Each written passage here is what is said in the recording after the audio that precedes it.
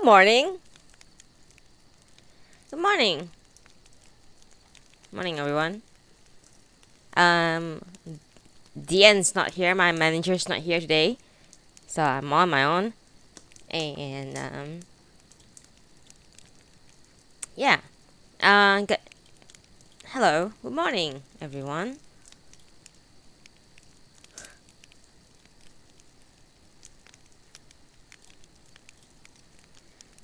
Morning. Well, I have a booby here, so that's good enough, right? I'm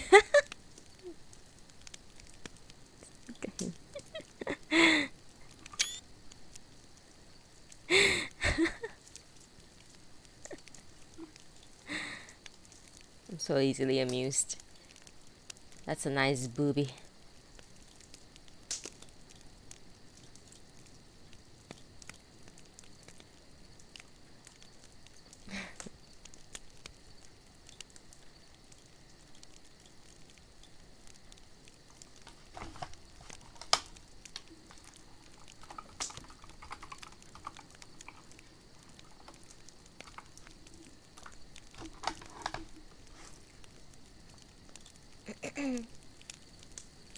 Alrighty.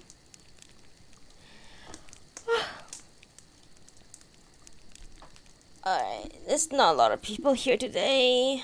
So I'm probably just gonna start reading soon. Man, I had an eventful day yesterday. Pretty amazing. Oh wait, hang on. I need to clear off my tomates.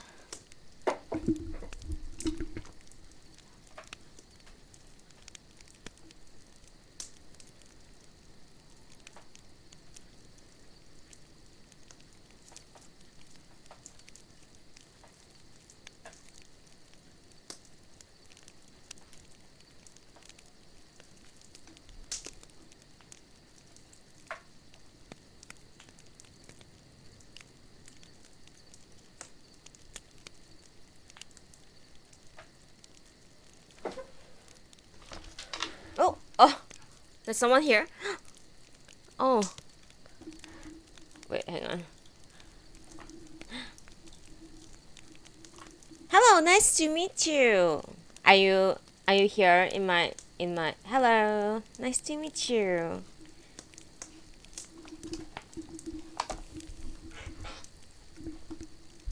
Nice to meet you. Are you in my stream right now? Please say yes in my stream if you are in my stream right now. Otherwise, I'll have to annoy you and tell you to go to my stream in game, which is I'm a bit shy about that.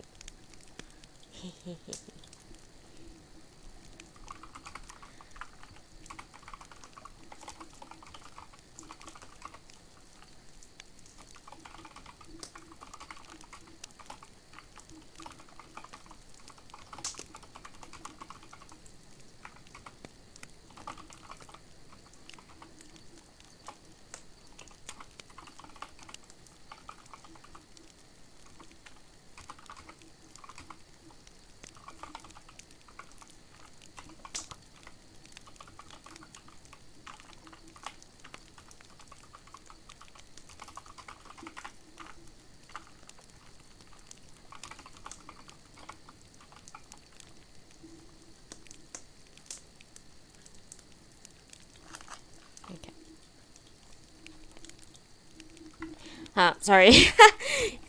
When I'm concentrating, I tend to just be quiet. Okay. You know what? So, I had a great day yesterday. It's quite fulfilling. I went to do my nails. I had manicure. I went to see my therapist, and I went to get a massage. And it was awesome because I need all of that at once. All at once. And it was a great day yesterday. I had quite a nice conversation with my therapist. And you know what? I read him the first maybe 5, 6 the first 3 pages of chapter 1 to him, and he was super impressed, and it's like so relevant to our therapy session. So it's pretty awesome, really, actually. Yeah, I'm happy about that. I'm happy that the books that I like is being enjoyed by other people because I read it to them, basically. So basically that's why I made Noodible. I just want people to listen to me. Anyway, since we have an audience here today, Silver, thank you so much. Hey, good morning, Mash friend. No, perfect. I have not started reading the book yet. I'm just babbling as usual. I'm always babbling for about like 10 minutes before I start reading. So Silver, get used to that. I'm sorry. um yeah, I just like to catch up with people or let people get a little glimpse into my boring daily life, basically. Yeah. Mashvan is here, Silver is here. Hang on. Hey, what's a better way to start the morning with my favorite song in the world, right? Come on. Have you ever had a dream that you could know, you wanna know, Are you awake yet? Oh, it's 11. You should be awake. I don't know why I've been waking up really late lately. I should wake up earlier, have a better routine, go to the gym, get a lawyer. No, just kidding. Anyway, since you guys are here, I don't know who else. Like Ando usually make it here. I'm not sure if Ando is here. I don't know if Hikari is here.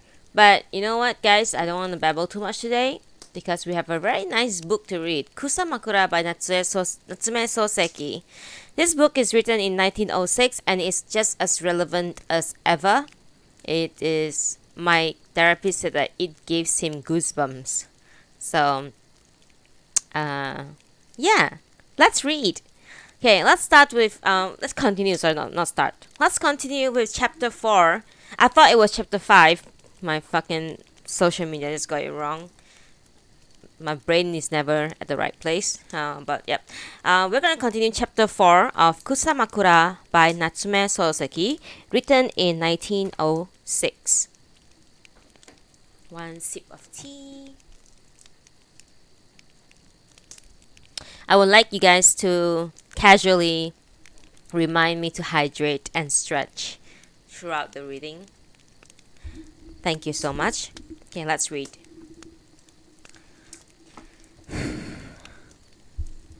Chapter 4. When I return, dazed, to my room, I see that it has indeed been beautifully cleaned. The previous night's events still rather disturbed me, so I opened the cupboard just to check. Inside stands a small chest, and from the top drawer of a Yuzen-dyed soft obi is half tumbled out, suggesting that someone has seized a piece of clothing in haste and quickly departed. The upper part of the obi is hidden from view beneath alluringly gaudy clothing. The one side is a small pile of books. Topmost are a volume of the Zen master Hakuin's sermons and the first volume of the Tales of Ise. The apparition of the previous night may well have been real. Idly plumping myself down on a cushion, I discovered that my sketchbook has been placed on an elegant imported wood desk, carefully laid open with a pencil still tucked between its pages. I pick it up, wondering how those poems I feverishly jotted down in the night will read in the next morning. Beneath the poem, the maddened woman setting the dewdrops trembling on the aronia. Someone added, the crow at dawn setting the dewdrops trembling on the aronia. Because it is written in pencil, I can gain no clear sense of the writing style, but it looks too firm for a woman's hand and too soft for a man's. Here's another surprise. Looking at the next poem. Shadows of blossoms, shadowed form of a woman, hazy on the ground. I see that the person has added below it, shadow of blossoms, shadowed form of a woman, doubled and overlaid. Beneath, Inari's fox god has changed to a woman's shape under the hazed moon. It's written, young Yoshitsune has changed to a woman's shape under the hazed moon. Good morning, Carrie. Good morning. You made it. I tilt my head in puzzlement as I read, at loss to know whether the additions are intended as imitations, corrections, elegant poetic exchanges, foolishness, or mockery. Later, she said, so perhaps she's about to appear with my breakfast. Once she's here, I'll probably be able to make a little more sense of things. Happening to glance at my watch, I see it's past 11. Oh, wow. Just like us. How nice. It's just past 11. How well I slept! Given the lateness of the hour, I had be better off making do with only lunch. I slide the right-hand screen door open onto the balcony and look out in search of the echoes of last night's scene. The tree that I judged to be an aronia is indeed so, but the garden is smaller than I thought. 5 or 6 stepping stones are buried in a carpet of green moss. It would feel very nice to walk there barefoot. To the left is a cliff face, part of the mountain beyond, with a red pine slanting out over the garden from between rocks. Behind the aronia is a small clump of bushes, and beyond a stand of a tall built bamboo, it's 90 feet of green drenched in sunlight. The scene is to the right is cut off by the roof line of the building, but judging from the lay of the land, it must be sloped gently down towards the bathhouse. Casting my eyes farther, I see the mountain slopes down to a hill, which in turn sinks to an area of flat and about 400 yards wide. This in turn dives below sea level to emerge abruptly from the water about 14 miles out, and in the form of Miyajima, a small island that I guess to be less than 15 miles in circumference. Such is the geography of the Nakoi area. The hot spring inn is tucked in against the mountainside, its garden half embracing the cliff face. The building is a 2-storied one, but here at the back, owing to the slope, it becomes a single floor. If I dangle my feet from this balcony, my heel would brush the moss. It makes perfect sense that the previous evening I thought the place to be strangely devised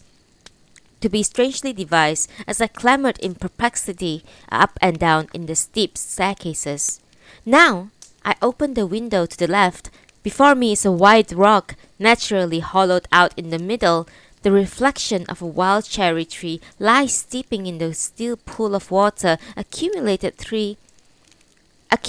there from the recent spring rain. 2 or 3 clumps of dwarf bamboos are elegantly positioned to soften the angle of the rock. Beyond stands a hedge of what looks like red-berried kuko bushes. The sound of occasional passing voices suggests that directly beyond the hedge lies the steep road that climbs from the beach to the hill. The gentle southward slope from the farther side of the road is planted with a grove of mandarin trees, and at the edge of the valley another large stand of bamboo shines white in the sun. I have never realized till now that bamboo leaves gives off a silver light when seen from a distance. A pine-clad mountainside rises above the bamboo grove, with 5 or 6 thick stones leading up between the pine's red trunks, so clearly visible that I feel like I can reach out and touch them. There must be a temple there. I next open the sliding door that leads off to the corridor to my room and go out onto the porch beyond. The railing runs around 4 sides of an inner garden, and across it, in the direction from which I guess the sea would be visible, stands a second-floor room. Falling from the railing, I can see that my own room is level with this second floor, a tasteful arrangement. Given that the bathing area is below ground level, I could be said to be ensconced in a room at the top of the 3-tiered tower. The building is a large one, but aside from the room opposite and another that is level with my railing around to the right, almost every space that looked likely to be a guest room, I know nothing of the living area or the kitchen, is closed up. There must be virtually no guest here apart from myself. The outer wooden shutters remain closed over the sealed rooms even during the day, but once open, it seems they aren't closed again even at night. Perhaps the front door is not locked at night either. It is an ideal place for me to happen upon in my journey to savor the artistic non-emotion. By now, it's nearly 12, and there is still no sign of my meal. I'm beginning to feel distinctly hungry, but I set about mentally identifying myself with the hermit poet in his words, "Vast, empty mountains, no one to be seen," and managed to induce a state in which I feel not the least regret at having to skimp a little. Drawing a picture feels like too much trouble just now, and as for coming up with a poem, my mind is already immersed in the poetic. To actually compose something that would be merely waste of breath. Nor do I have any inclination to undo the box of 2 or 3 books that I have brought along, tied to my tripod, and read. I feel perfect happiness simply lolling here on the balcony in the company of the shadow cast by the blossoms. My back toasting in the warm spring light. To think would be to sink into error. Movement seems perilous. I would cease even to breathe if I could. I want to live like this for a whole fortnight, motionless like a plant rooted deep in the floor beneath me. At last, footsteps are heard coming along the corridor and climbing the stairs. Listening, I realize that 2 people are approaching. The footstep stops before my room. Then one person wordlessly retreats. The sliding door opens, and I guess it will be the woman I saw earlier the morning. But in fact, it's the maid of the previous evening who enters. I register a touch of disappointment. "I'm so sorry this is so late." She sets down the tray table, containing my lunch. There's no explanation for the lack of breakfast. The tray contains a plate of a grilled fish and a garnishment of greenery, and when I lift the lid of the bowl beside it, a red and white prawn is revealed nestling in there with a bed of fresh fern shoots. I gaze into the bowl, savoring the colors. "Don't you like it?" asked the maid. No, I'm just about to have it," I reply. "But in fact, it looks too beautiful to eat." I once read somewhere an anecdote about the artist Turner at the banquet, remarking to this neighbor as he gazed at the salad piled on the plate before him that this cool fresh color was the sort he himself used. I would love to show Turner the color of these fern shoots and prawn. Not a single Western food has a color that could be called beautiful. The only exceptions I can think of are salad and radishes.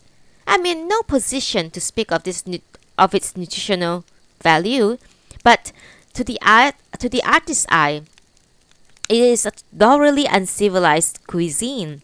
On the other hand, artistically speaking, everything on the Japanese menu, from the soups to the hors d'oeuvre to the raw fish, is beautifully conceived. If you did no more than gaze at the banquet tray set before you at an elegant restaurant, without lifting a chopstick and then go home again, the feast for the eyes would have been more than sufficient to make the visit worth your while. "There's a young lady in the household, isn't there?" I inquire as I put down the bowl. "Yes." "Who is she?" "She's the young mistress." "Is there an older mistress here as well?"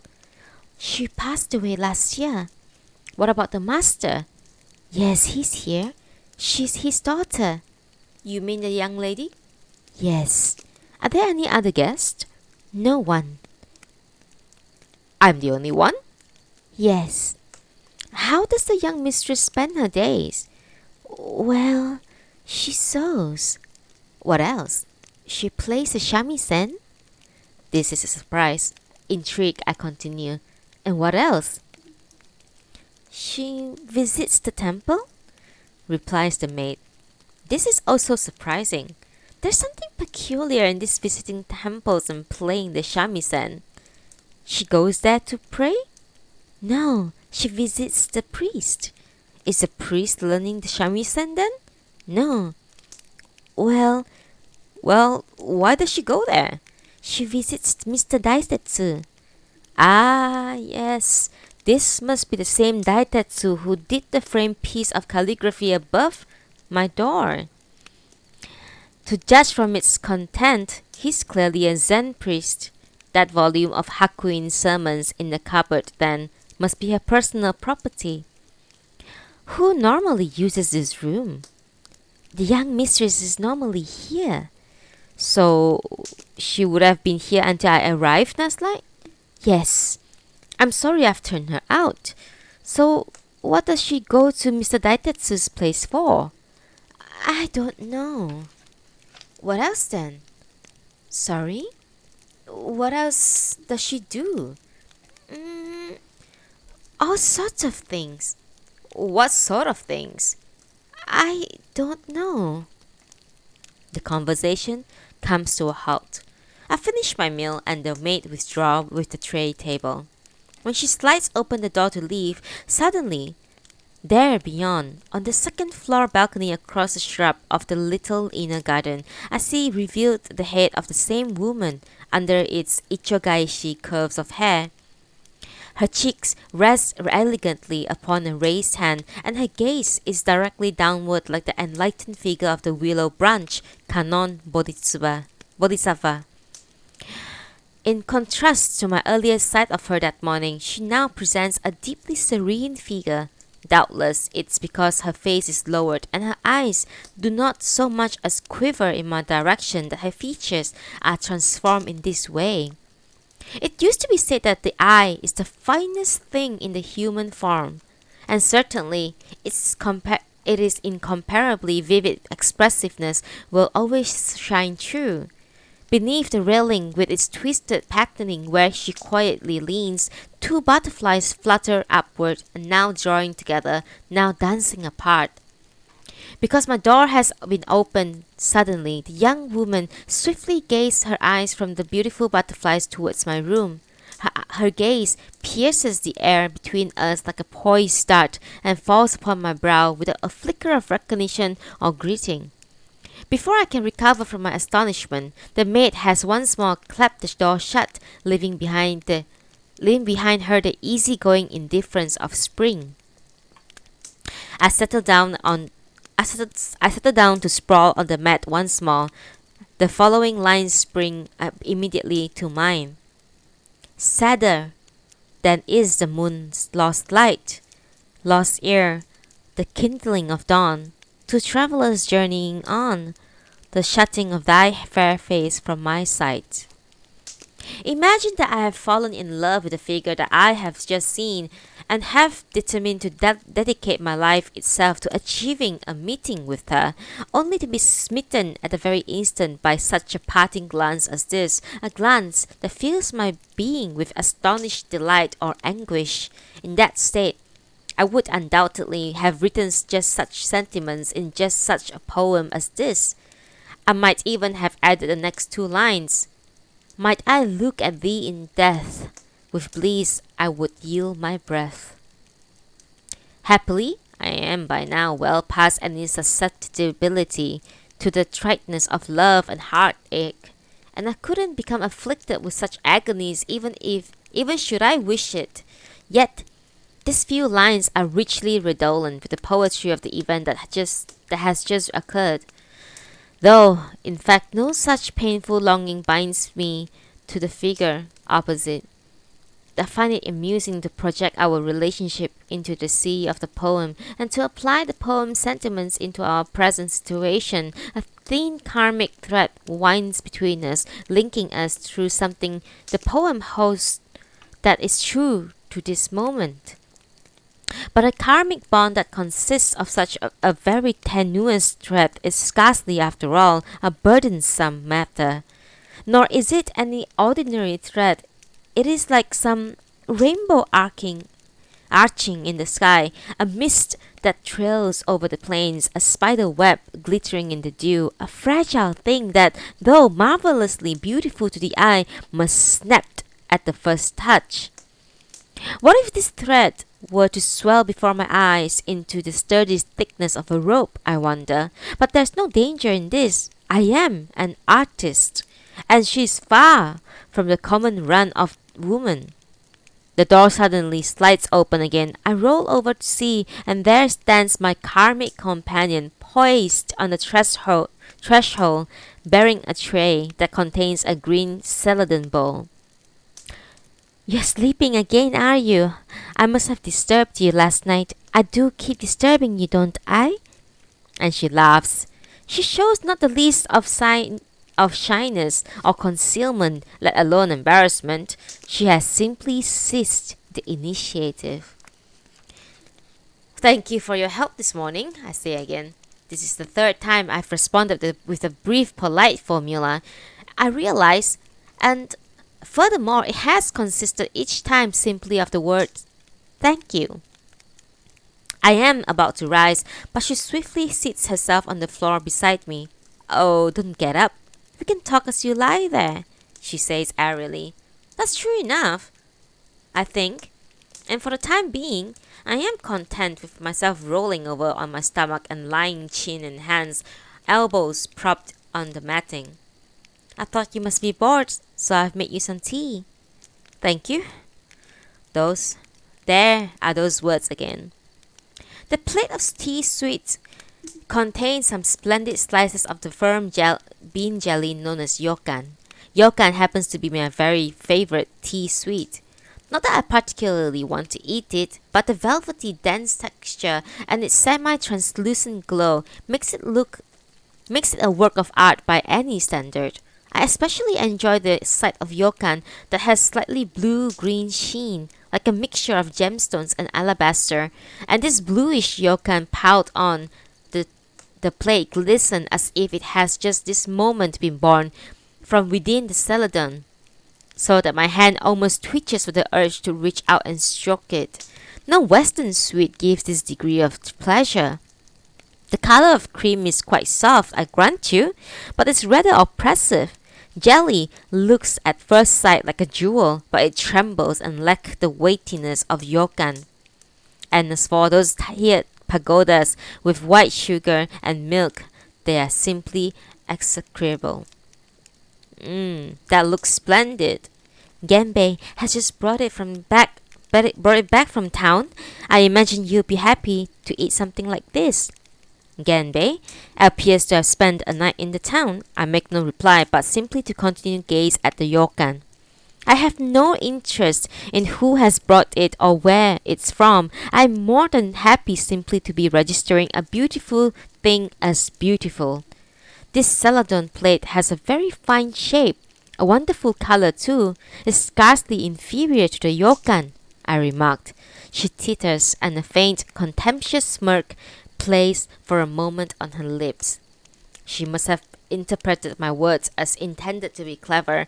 Considered thus, my remark does indeed deserve to be despised. It's exactly the kind of thing a stupid man would come up with within a misguided attempt to sound sophisticated. Is it Chinese? What? She isn't aware of the plate at all. It certainly looks like it is to me, I say, lifting the plate to examine the inscription on its base. If you like this sort of thing, I can show you more. Yes, please do. My father loves antiques, so there are a lot of such things here. I'll tell him that you are interested, and you can have tea together sometime so he can show you. I shrink a little at the mention of tea. No one is more fastidiously pompous than a tea ceremony master who will fancy himself with the quintessence of elegant refinement. Your typical tea master is deeply conceited, not to mention affected and fastidiously to a fault. He ostentatiously clings to the cramped little territory he marked out for himself within the wide world of sensibility, savouring his bowl of foam and bubble with a quite ridiculous reverence. In that abominably complex of set. If that abominably complex set of rules and regulations that makes up the tea ceremony contains any refinement, then the crack army corps must positively seek of elegant sophistications. All those right about turn, quick march fellows must to a man be the equivalent of the great tea masters. The art of the tea ceremony is something that the common merchant and townsman, lacking any education in the finer matters of taste, dream up through their ignorance of how refinement really works, by mindlessly swallowing whole and in mechanical fashion the rules that were invented after the Riku's day. The pitiful conviction that it constitutes in the height of refinement only makes a mockery of true sensibility. When you say tea, do you mean the ceremonial sort? No, there's no ceremony about it at all. It's just the kind of tea that you don't have to drink if you don't want to.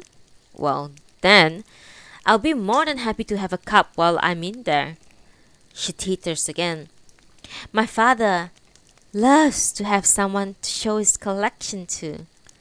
Does that mean I have to praise his things? He's an old man, so he'll be thrilled if you did. Alright, I'll give them a little praise then. Oh, come on. Why not make it a discount and praise them lots? It's my turn to laugh. By the way, I remark, you don't use the language of a country girl, do you? You mean even though I have the character of one? Well, as to character, country people are better than city folk. Well then, I've got the upper hand there. But you must have spent time in Tokyo, surely. Yes, and in Kyoto too. I'm a wanderer, so I've been all over the places. Which do you prefer, this village or Tokyo? There's no difference. Doesn't it? Doesn't life feel easier in a quiet place like this? Easy, difficult. You can make it whatever you want depending on your state of mind. No point in moving to the land of mosquitoes because you're sick of the land of fleas. You could go to the land of neither fleas nor mosquitoes. If you know of such place, please go ahead and show me. Go on, she persists, leaning closer.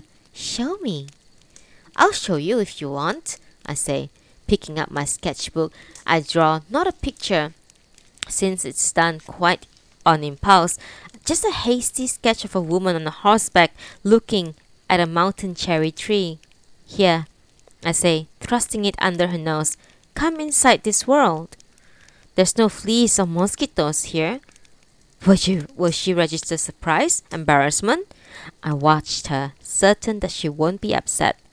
She evades the problem by dismissing it. What a cramped little world it is, she exclaimed. It has only a length and breadth. You like this sort of two-dimensional world? A crab is what you are. I burst out laughing. The bush warbler that has just begun to call by the eaves break off his song at the sound and flies away to a farther branch. We both paused in our talk and listened intently for a while, but once interrupted, the voice will not easily begin again. You met Genbei on the mountain yesterday, didn't you? Yes. And did you visit the grave of the Nagara maiden on your way here? I did. As the autumn's dew that lies a moment on the tip of the seeding grass, so do I know that I too must fade and be gone from this brief world. She recites swiftly without any modulation to her voice. I can't guess what has prompted her. Yes, I heard that poem at the tea house yesterday. The old lady told you that, didn't she? She came as a servant to our house originally, you know, before I went off as a... She begins, then cast me a quick glance to see how I would react. I feigned ignorance. It was while I was still young. Every time she came, I would tell her the story of the Nagara maiden. She could remember the poem, but eventually she heard it so often that she did manage to memorize it all. Aha! So that's it. I must say, I wondered how she came to know something so difficult. But it's a touching poem, isn't it? Is it touching? I wouldn't compose a poem like that myself. To begin with, how silly to go throwing yourself into a pool. Yes, I suppose it is, now that you mention it. Sorry. What would you do? There's no question what I would do. The only thing to do is to have the two men as your paramours. Both of them? Yes. You... Thank you, Silver, for the follow. Thank you so much. Thank you. Thank you so much for the follow.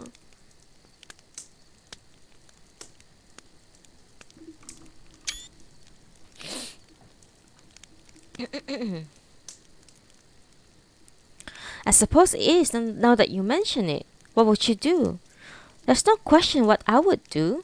The only thing to do is to have the two men as your paramours. Both of them? Yes, you are amazing. There's nothing amazing about it. It's perfectly obvious. Yes, I see. In that case, you wouldn't have to commit yourself to either the flea world or the mosquito world, would you? One can get by in life without having to think like a crab after all. At this moment, the half-forgotten bush wobbler, in its full energy restored, burst out with a startling, splendid high pitch. Once revitalized, the lilting calls begin to flow forth again seemingly of their own accord. Body flung upside down, as the famous haiku has it, the base of its swelling throat a tremble, its small mouth again split open with the fullness of its song as the bird calls again and again. Now, that is real poetry, she says firmly. That's the end of chapter 4. Thank you, Silver, for us to follow. Thank you so much. One sip of tea and we'll begin with chapter 5.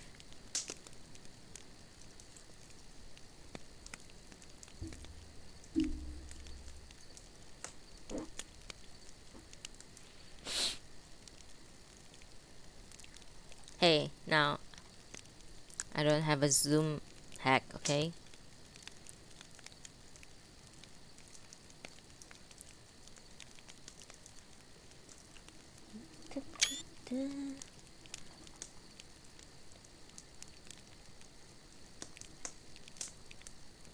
Okay. Chapter 5. This book is so good. Oh my god, it's like I think it's just as good as Kokoro, but oh my god, I don't know. But this is more poetic, I would say. It's very much up my alley. I like poems. Chapter 5.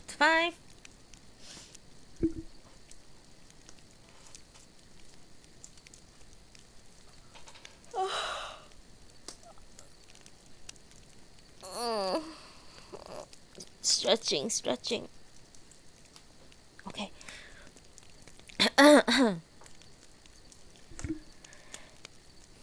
Kusamakura chapter 5 starts now. Pardon my asking, but I'm guessing you are from Tokyo, are you, sir? I look like a Tokyo man, do I? Looks like it? Why? A single glance. First off, I can tell just from hearing you speak. Can you tell whereabouts in Tokyo? Yes, well, Tokyo's awful big, ain't it?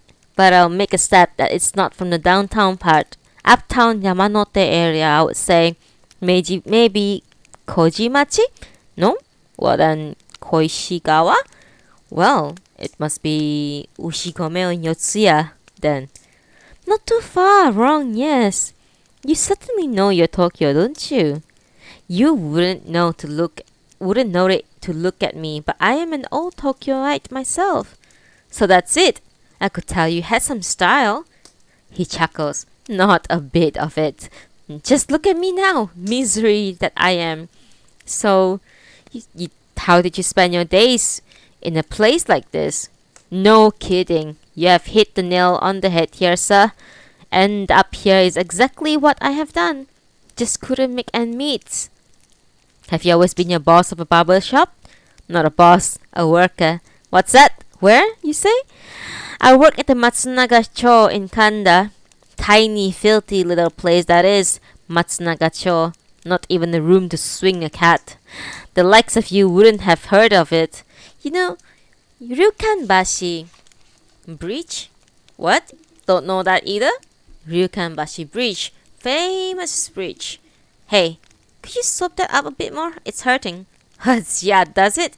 I'm the fussy type, you know. Not the happy till I dig right in and get every hair on your face like this, shaven against the grain, see?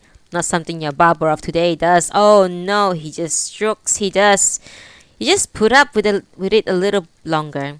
I've been putting up with it a lot for a while now. Come on, add a little bit more hot water or soap, can't you? Can't take it, huh? It didn't ought to be that painful. Your whiskers have grown too long, that's what the problem is. Reluctantly, he lets go of the pinch of flesh he has been gripping on my cheek. Then he takes down a bottle of Rage soap from the shelf, dips it briefly in the cold water, and without further ado, quickly runs it all over my face. I'm not at all used to the experience of having raw soap rub over me like this, nor am I too impressed with the water he dips it in, which looks like if it's been sitting there for who knows how long. My rights as a barbershop customer compel me to face a mirror. For some time now, however, I must admit that I have felt the urge to forego this privilege. A mirror fulfills its allotted purposes only if it has a flat surface that reflects the human face without distortion. If you set up a mirror that fails to meet these requirements and force a man to face it, you are committing willful damage to his features and quite as much as does the bad photographer. The destruction of a man's vanity is no doubt a valuable aid to the cultivation of character, but there's no need to show a man a face that does less than justice to his own, and then insult him by asserting that it is himself. The mirror that I am compelled to gaze into has been thus insulting me for some considerable time. If I turn to the right, my face is all nose, while the left profile splits my face from mouth to ear. When I raise my head, my features are squashed flat, with an effect reminiscent of looking face on at a toad. If I lower my face a little, my forehead suddenly towers like some freakish fairy child of the long-headed god Fukurokuju. So long as I sit before this mirror, I am forced to double all manner of ghoulish monster. Of course, there's no getting around the fact that my own face is far from a thing of beauty, but the glaring defects of this mirror, its poor color and the mottled patches of light where the reflective backing has peeled off, surely makes it supremely ugly thing in its own right. Granted that only a fool will take to heart the abuses heaped on him by an obnoxious child. Nevertheless, no one enjoys spending any length of time in the presence of an insulting brat. And it's not only the mirror. This barber is no ordinary barber either. When I first peered into the shop, I saw him seated there, crossed legs, looking mildly bored, drawing at his long-stemmed pipe and sending a constant stream of smoke over a toy flag set celebrating the Anglo-Japanese alliance that hung on his wall. But now that I'm inside and have entrusted my head to his ministrations, this benign impression has received a shock.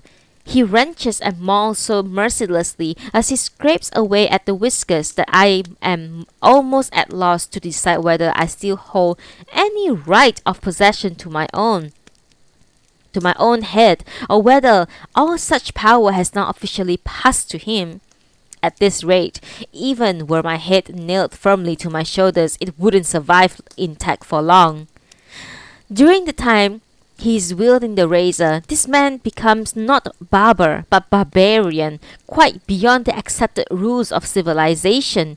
Even while the razor is merely going over my cheeks, it raps and grates. When it sets to work by my ear, the artery in my temples leaps in panic, and as the fearsome blade flashes at my chin, it produces an extraordinary crunching sound, like an ice being crushed underfoot. And this is a barber who fancies himself the most consummate in the land. To top it off, he's drunk. An odd smell envelops me whenever he draws his spurs at my ears, and from time to time my nostrils are assailed by a peculiar vapor. When and how his razor may slip, and where it will fly when it does so, only fate can decide. I'm in no position to be able to guess myself, having yielded my face to his ministrations. Even he who wields the blade has no clear idea of his own razor aim. Heaven knows, I have surrendered myself to him on mutual understanding, so I don't intend to complain about the odd nick I might receive. But if it matters suddenly took a nasty turn, and I were to have my windpipe sliced open, that would be quite another matter. Only a greenhorn would shave this way with soap, but it can't be helped. Your tough whiskers, sir, he remarks, tossing the wet bit of soap unceremoniously back onto the shelf. The soap, however, refuses to obey, instead slithers off and tumbles to the ground. Haven't seen you around much, sir, he continues.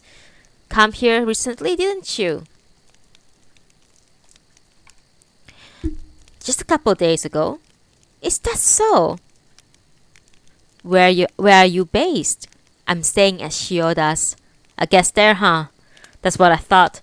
Matter of fact, I'm here thanks to the old gentleman himself. See, he was down the road from me when he was up in Tokyo. That's how I got to know him. Good fellow. Knows a thing or two.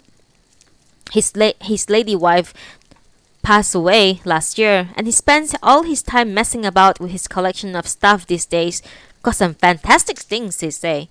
They fetch fine price if he sold them, the story goes. There's a pretty daughter there, isn't there? You wanna watch out for her. Why so? Why? Well, I shouldn't be telling tales, but she's back from a failed marriage, she is. Is that so? That's so, to say the least of it. There weren't no cause for her to come back home, really. She left because the bank went bust, and they had to watch their pennies. No sense of duty. All very well while the old gentleman's still on his pins, but when worst comes to worst, well, it will be a bad state of affairs. When will it then? Of course it will. There's bad blood with the older brother in the main house. There's a main house there? Main house is up on the hill. Go take a look. Great view up there. Hey, a bit more soap there, please. It's hurting again. These whiskers of yours do a lot of hurting, I must say. Too tough, that's your problem. You need to put the razor to this at least once every 3 days, sir. If you think my shaving hurts, you won't stand a chance with any other barber. I'll do that. I could come along every day if you like. You planning on spending that long here, are you? Watch out. Better not. No good will come of it. You let yourself hook by that good-for-nothing girl. There's no telling what will happen. Why's that? That girl of yours looks good, but she's a loony. Why? Why? Look, the whole village says that she's crazy. There must be some mistake there, surely. No. There's more than proof. Enough. Look, best just drop the idea. Too risky. Don't you worry about me. So what's the proof there? It's a weird story. Here, settle down and have a smoke if you like. I'll tell you. Wash your hair for you? wash your hair for you? No, just let's leave it at that. I'll just get rid of the dandruff there. Without further warning, the barber brings 10 filthy claws down hard on my skull and commences to scrape them fiercely back and forth. His nails thrust themselves between every hair on my head to and fro with the speed and ferocity of a giant's rake whirling about over a barren wasteland.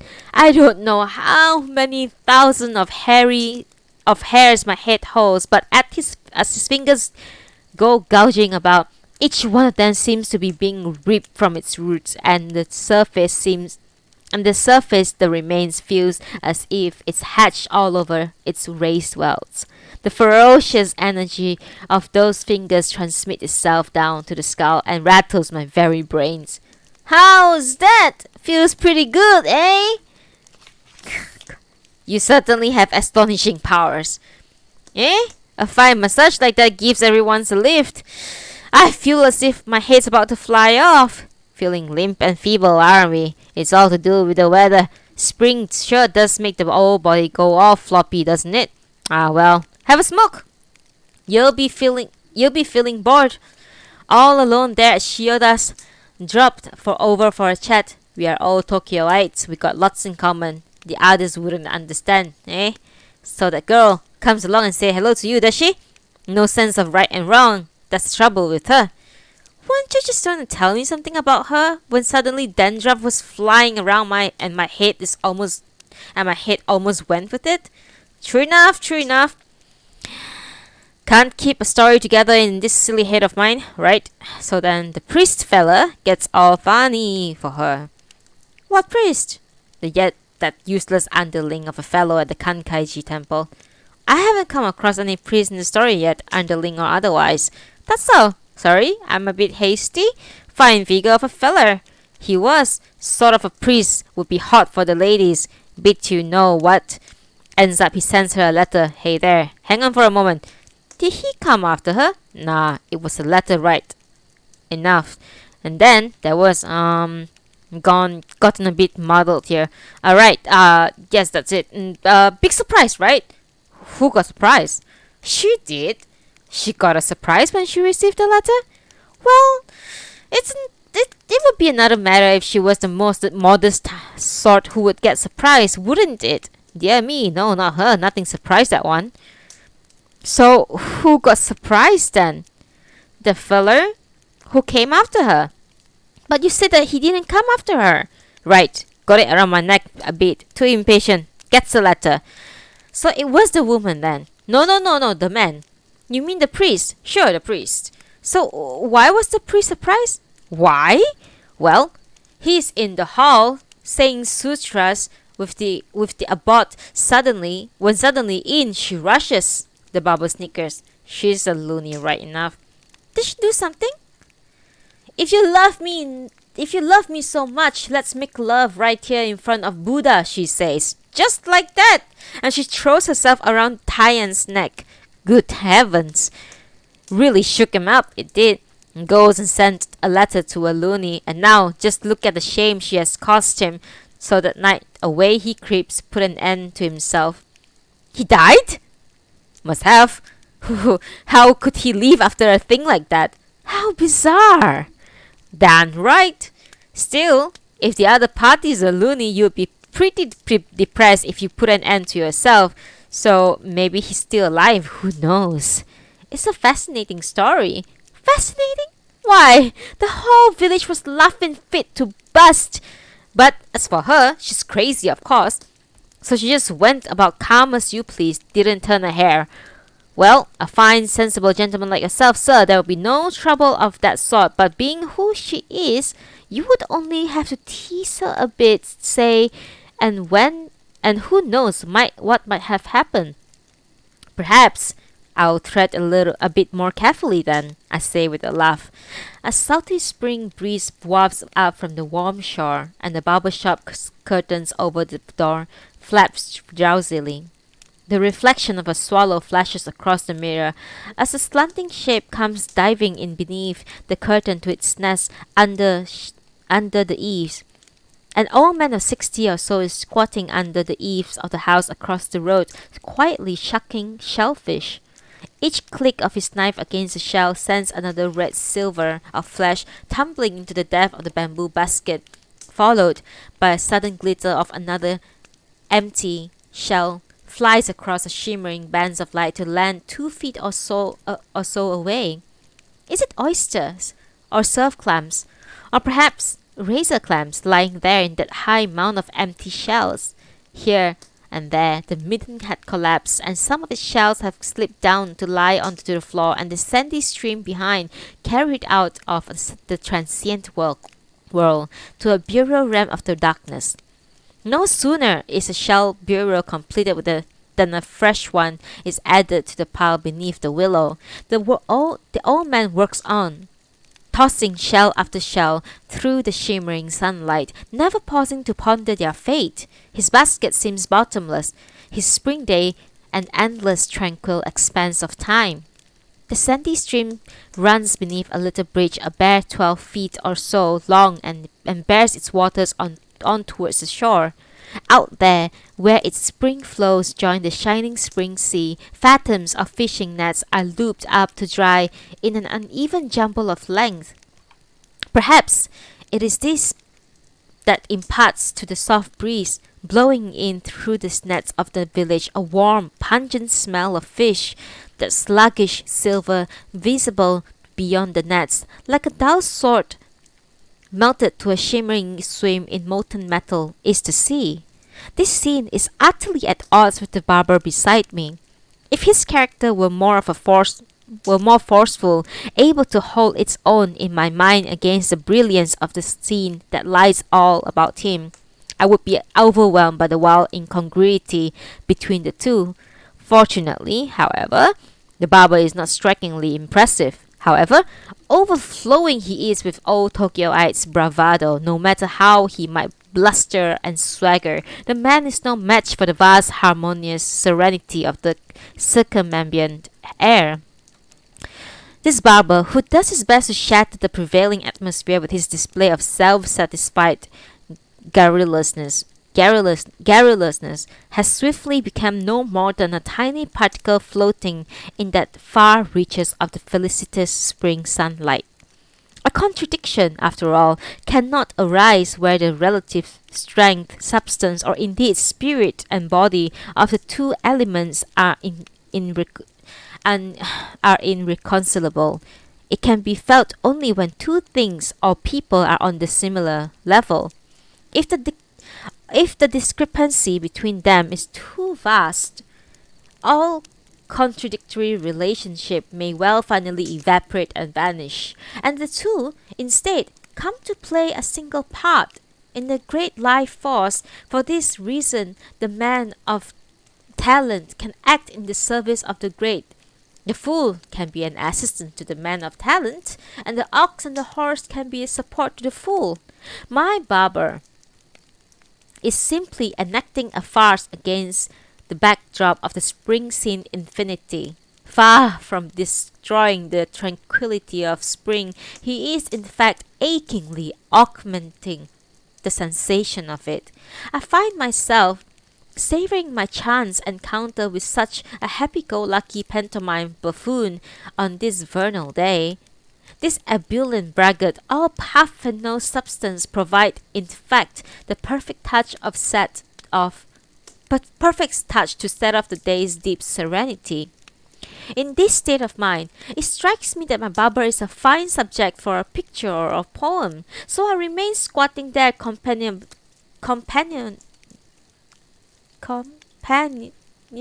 Hey, welcome back, Silver.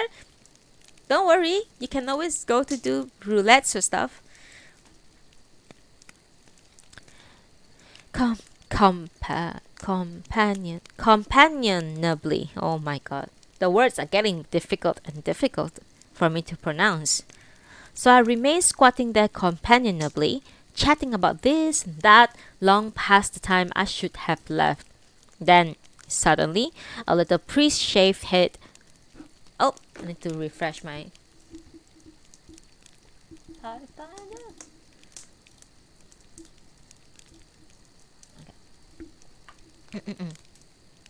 Then suddenly a little priest's shaved head slips in between the shop's curtain.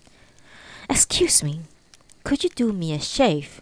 he says, and in he comes. He's a very jolly-looking little priest in white cotton gown with padded rope belt and a black priest's robe of a coarse gaze draped over it. "Ryonen, how's it going? I'll bet the abbot told you off the other day for dawdling, huh?" "Not a bit." He gave me a pat on the back. "Pat on the back because you went off on an errand and managed to pull out a fish while you were at it, huh?" He said that he was pleased that I've given myself such a good time. It goes to show I'm wiser than my years. "No wonder your head is all swelled up like that. Just look at those lumps. Dreadful business to shave such a badly behaved noggin. Well, I'll let you off this time, but you just mold it into a better shape before you bring it here again. If I have to remold it to suit you, it'll be easier to take it to a better barber." The barber laughs. "Hey, it's funny shape, but you sure got a quick tongue. As for you, your hands are hopeless at shaving, but they sure knows how to lift a sake cup." "What do you mean hopeless of shaving? God damn you!" "I didn't say it. The abbot did. No need to lose your cool. Come on, act your age." No joke, isn't that right, mister?" "What?" "The priest type. They all live the easy life, perched up there in their temples. No wonder their tongues get so quick off.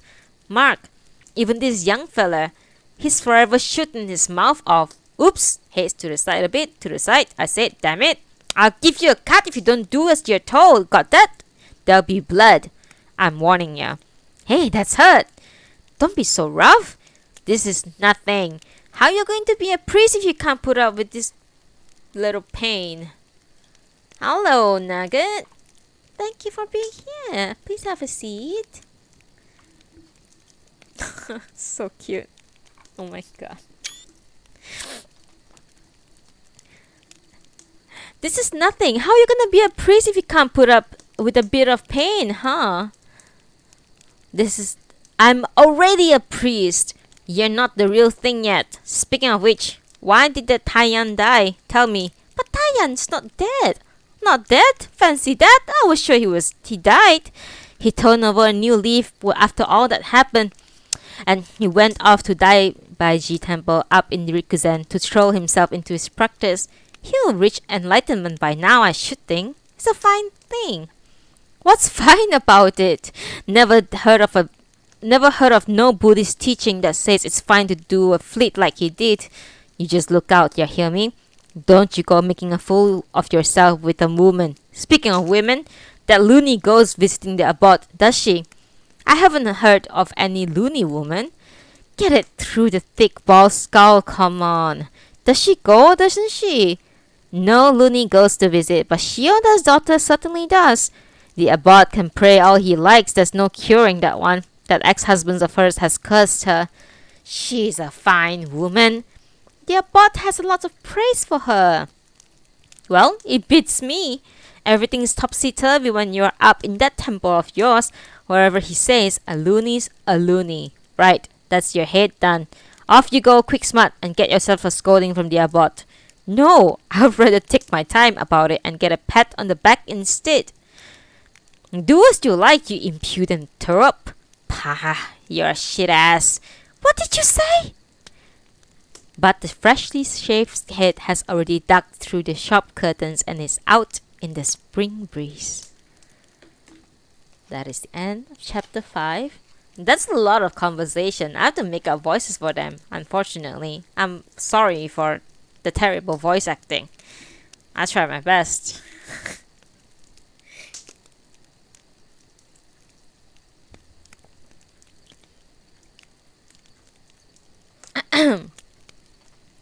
Let's continue. Chapter 6.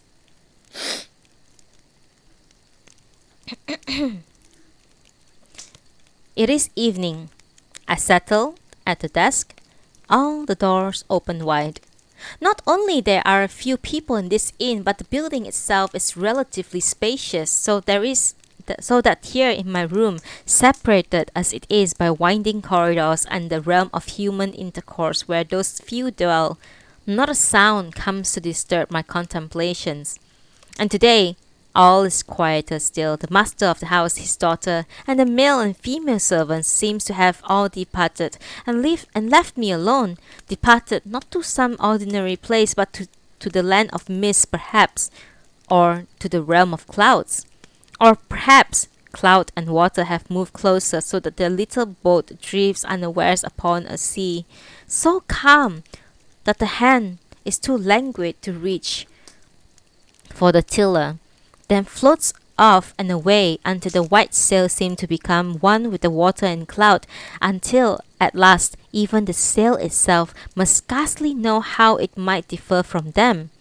Perhaps it is to this distant realm that they have all departed, or perhaps they have suddenly disappeared into the depths of the spring, their mortal bodies now transformed to spirit mist there in the vast reaches between heaven and earth, too insubstantial to be visible any longer even the microscope's powerful eye.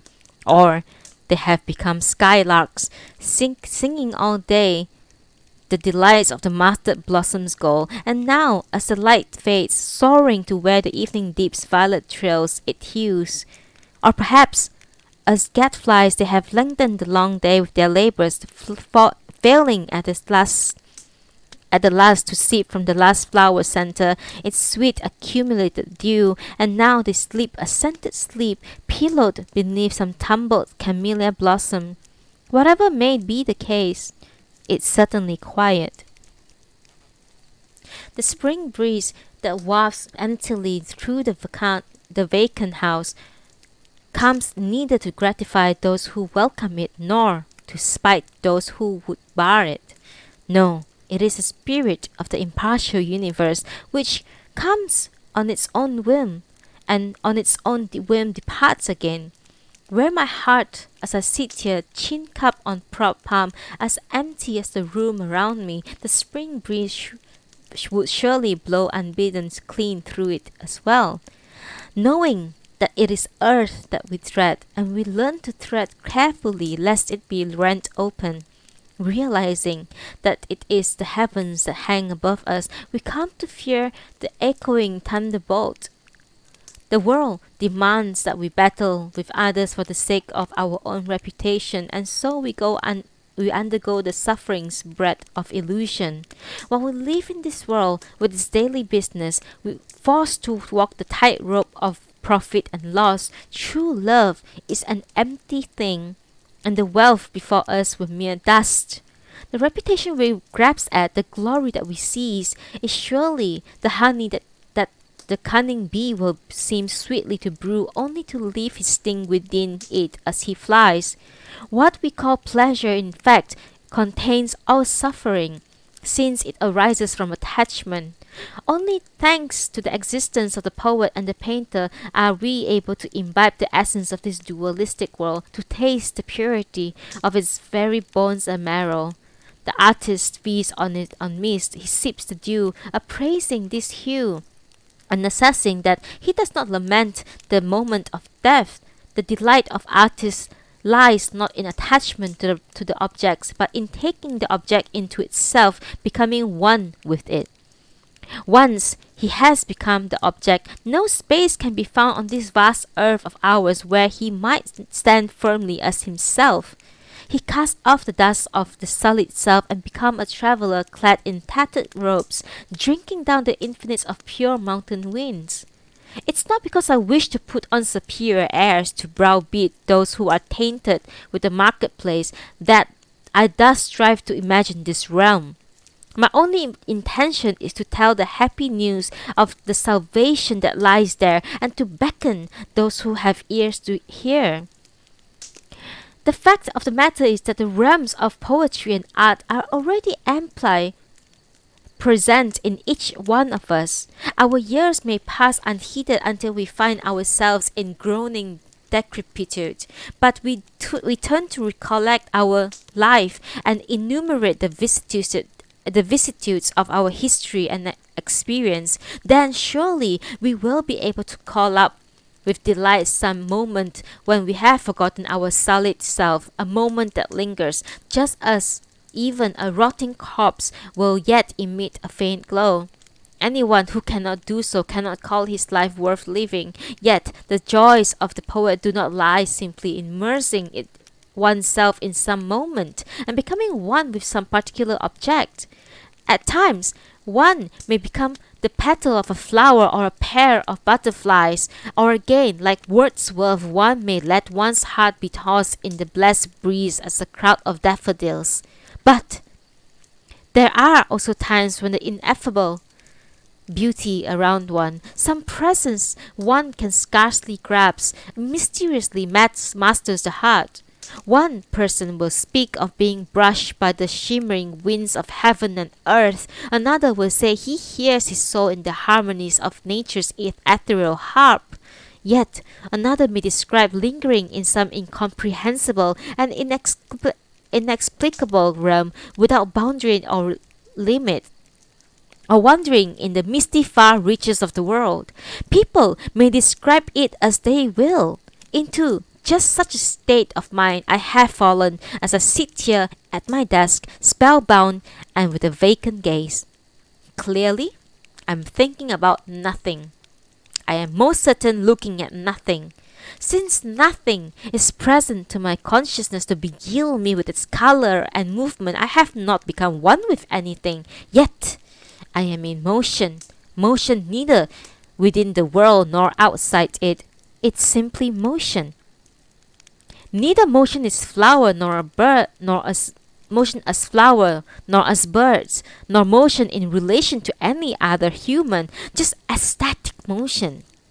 If I were to press to explain, I would have to say that my heart is moving with spring, or that some spirit compounded of all the colors of spring, its breezes, its various elements, and its many voices condensed, kneaded together into a magic potion that is dissolved into an elixir in the realm of the immortals and condensed to a vapor in the warmth of Shangri-La sunlight.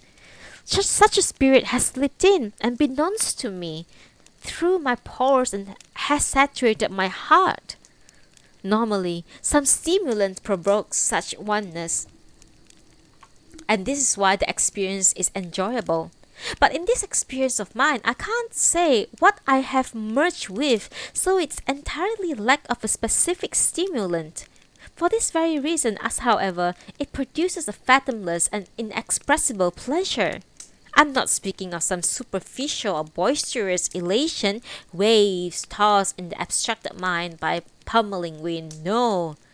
Rather, my state of mind is like a vast ocean that moves between one far continent and another above invisible depth of the ocean floor. It lacks the vigor that this image suggests, but that is all to the good, for where great energy arises, a hidden fear of the time when that energy consumes itself and comes to an end is always present. In normal circumstances, there is no such fear, and in my present, even more tenuous state, I am not only far removed from all sorrow at the thought of a dwindling of sustaining energy, I am, indeed, quite free from the everyday condition of a man, in which the heart knows judgment of good and bad, right and wrong. I say that my state of tenuous only in the sense of it is ungraspable, not to suggest that it is unduly feeble. Poetic expressions such as sated with tranquility or sunk in the halcyon of calm, perhaps most fully and finely express such a state of mind. How might I go expressing this state of terms in a picture? No ordinary picture would embody it, that's quite certain. What we express with the word picture amounts to no more than the scene before our eyes, human figures and landscape, translated either just as it appears or through a filtering of aesthetic vision onto the surface that we work on. If a flower looks like a flower, if water looks like water, and if human figures behave in the picture like humans, people consider the work of picture done.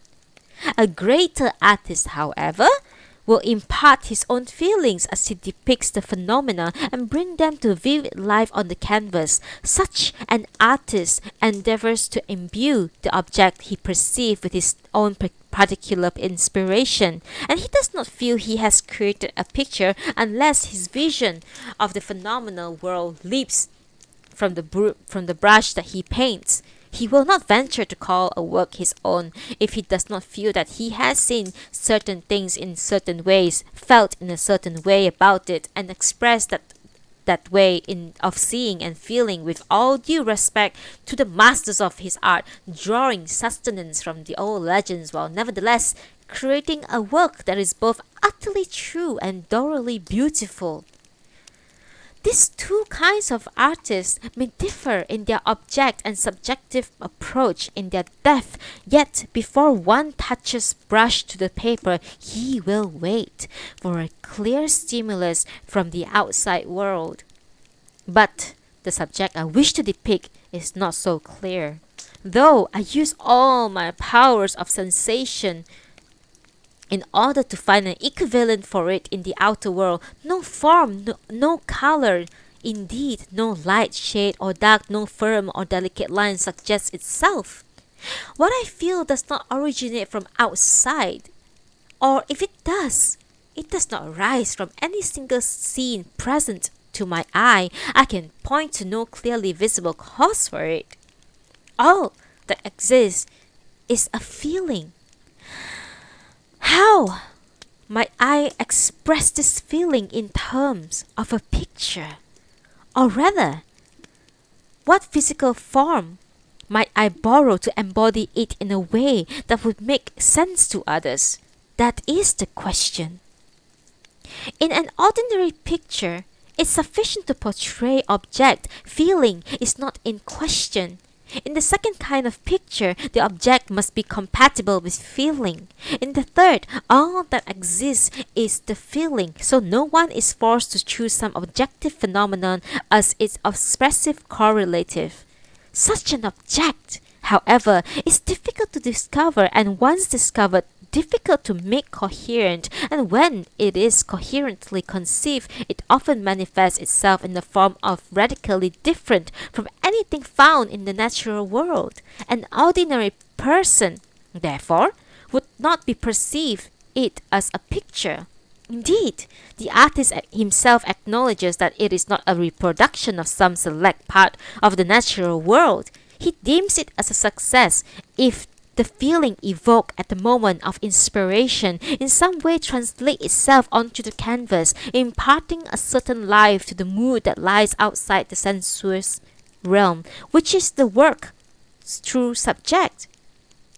I don't know whether any master had ever completely succeeded in performing this difficult task.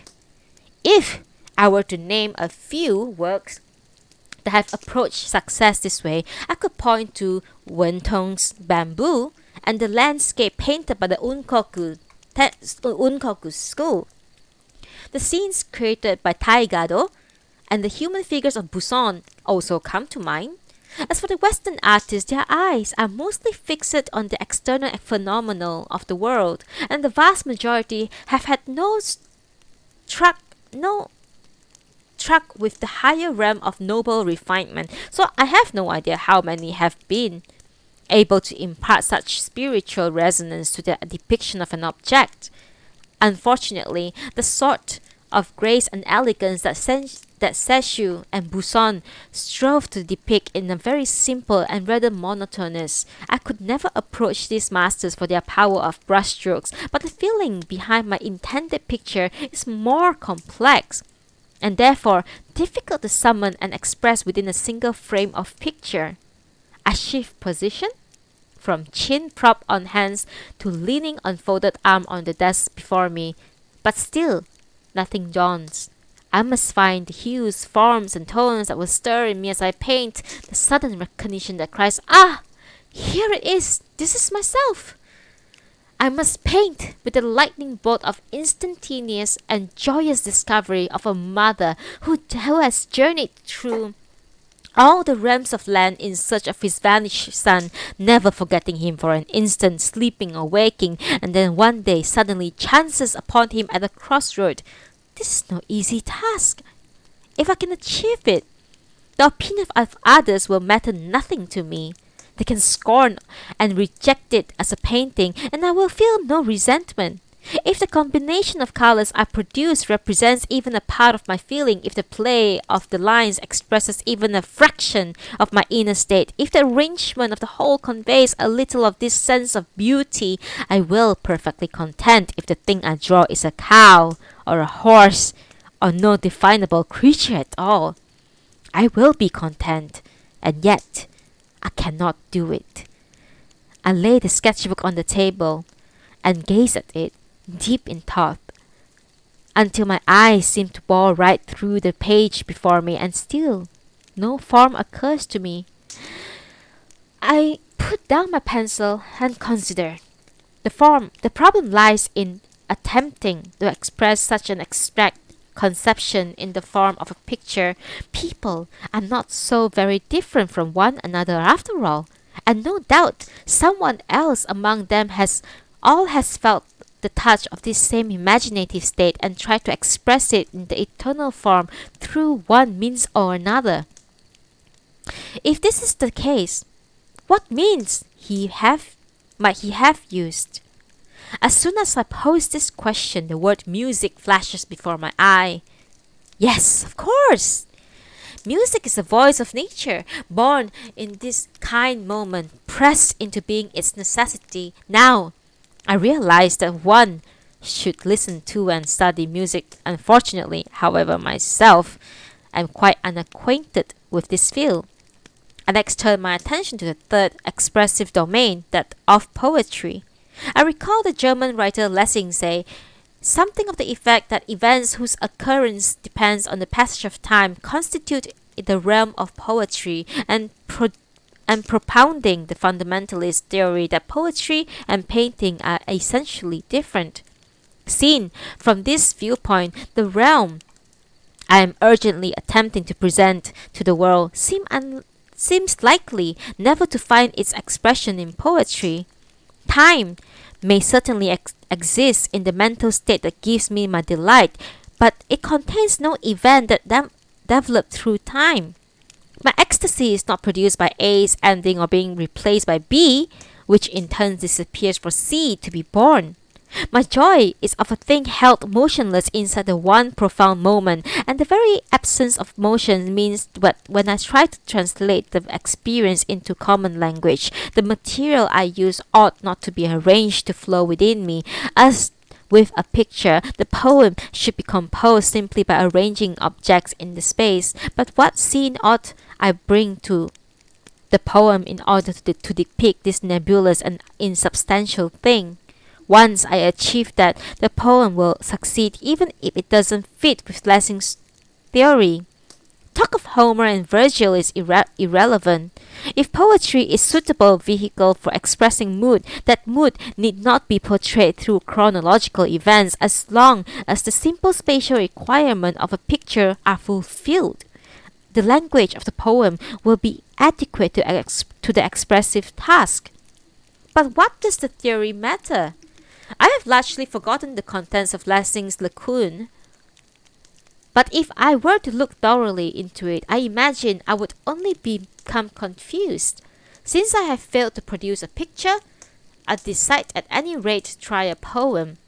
I press my pencil to the page of a sketchbook. I rock myself to and fro, waiting for something to emerge. I continue in this way for some time, hoping somehow to be able to move the point of my pencil from where it rests on the page, but quite without success. The experience feels rather like suddenly forgetting the name of a friend and having it on the tip of your tongue, but being unable to produce it. You know that if you give up trying, the elusive name is likely to sink forever beyond reach. Imagine you set out to mix a gruel of arrowroot. At first, your chopsticks merely churn the powder and feel no resistance from the liquid. If you persevere, however, the liquid slowly grows viscous and your hands grows heavier as it stirs. Continuing to stir without pause, you finally reach the point where you can stir no longer, and in the end, the arrowroot gruel in the pan will, of its own accord, positively rush to glue itself to your chopsticks. This is precisely the process of writing a poem. At last, my lost pencil begins to find its way on the page. It fits and starts, gathering impetus as it goes, and after 20 or 30 minutes, I have produced a few lines. The spring is at its height. My sorrow burgeons with the grasses. Soundless, the flower falls in the quiet garden. The lute lies neglected in the vacant room. In her web, the spider sits unmoving. An ancient scroll of smoke curls at its eave. When I read it over, I realized it is in fact a string of images that could easily become a picture. I might as well have made it a picture in the first place, I decide. Then I wonder why a poem is easier to create than a picture. Having reached this point in my poem, the rest seems likely to follow without too much effort. But now, I feel the urge to write sentiments that are impossible to transpose into picture. After much hesitation over possible choices, I finally produced the following. Sitting silent in this quiet world, I sense a faint light deep inside me. The human world is thronged with busyness. Yet, how could one forget such peace? By chance, I gain a day's serenity and learn how hectic is the life of man. Where might I place this deep, expansive calm? It belongs only to the realms of the eternal sky. I read it through from the beginning. It is not without merit, but it seems rather too dry and dull to really convey the exalted state I've just been in. While I am at it, I decided to try another poem. Gripping my pencil, my eyes stray unconsciously towards the doorway, and at this moment the door is lead open and I catch a glimpse of a beautiful shape beyond. Slipping quickly across the 3 feet or so of open space. Good heavens! By the time my eyes have fully turned to take this in, the door is open and the figure is disappearing. The movement is over, almost before my eyes can catch it, and the shape passes and disappears in an instant. My gaze is now riveted onto the doorway, all thoughts of poetry abandoned. Within a minute, the figure re-emerges across the way, silent and serene. The woman walks along the second-floor balcony opposite me, clad in this long-sleeved formal kimono. The pencils fall from my hand. I stared across the 12 yards or so of courtyard garden, breath held, while the lone figure appears and disappeared, parading gracefully to and fro at the balcony's railing as the evening spring sky, already frightened with cloud, grows gradually heavier with the promise of rain. The woman has not said a word, nor sent so much as a glance in my direction. She walks so softly that even the sound of her own silk hem trailing behind her would not reach her ears. She is too distant for me to distinguish the details of the dyed color in the lower half of the kimono. All I can make out is a transition where the kimono's basic color merges into the design below.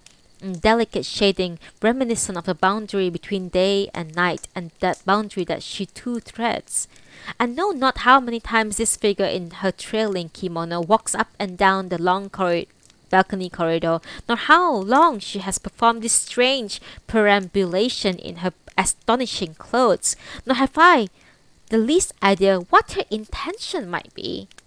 It's a weird feeling to watch her endlessly repeating her ritual, coming and going, appearing and disappearing in the frame of my doorway, so decorously and so silently for reasons beyond my ken. If her action is some lament for the passing spring, why should it take such insouciant form? And why should this nonchalant pose choose to clad itself in such finery? Is it perhaps gold brocade that makes the obi at her waist so startled to the eye as this spectral shape, this hue of dying spring, for an instant entrancing brightens the doorway's dark depths? Moment by moment the gaudy brocade comes and goes and swallowed now into the blue depths of evening, into unpeopled remoteness, now returning hither through those far reaches of space. This sight is redolent of the twinkling stars of spring that sink at dawn and into depths of violet sky. At last, the heavens are now on the verge of opening to swallow this bright shape into the realm of darkness. There is something supernatural about the scene. The figure, dressed in clothing appropriate to vibrant life, surrounded by golden screens and silver candelabras, each instant of spring evening worth a wealth of gold, willingly fading without fear or resistance from this visible world. As I gaze at her through the swiftly gathering darkness, she seems to linger serenely in one place, then tread to the one measured step without haste, without bewilderment. If she indeed has no knowledge of the impending perils of darkness, she is the height of innocence. If she knows, but does not feel it as a danger, she is uncanny, loitering thus, so serene and poised between the realms of being and non-being. Her original dwelling must surely be that blackness, and this temporary phantom is now in the act of returning into the obscure darkness of its true home. The real nature of this figure is suggested by her kimono, whose bewildering pattern inexorably melts and disappears into inky black. Another image, when a beautiful woman falls into lovely slumber and in the midst of this sleep draws her last breath in this world, we who watch by her pillow are stricken with grief. But if to the given pains of existence of 1,000 pains are added in dying, the woman herself, weary of pointless living, would feel with those who watch over her that relief from her suffering would be nothing but merciful. But how does a young child dies easily in his sleep deserve his fate? A young child drawn into the realms of the dead in sleep has lived its precious life in a blind moment with no preparation for death. If someone must be killed, let him first feel the absolute karmic inevitability of the fact, resign himself and die with the prayer on his lips.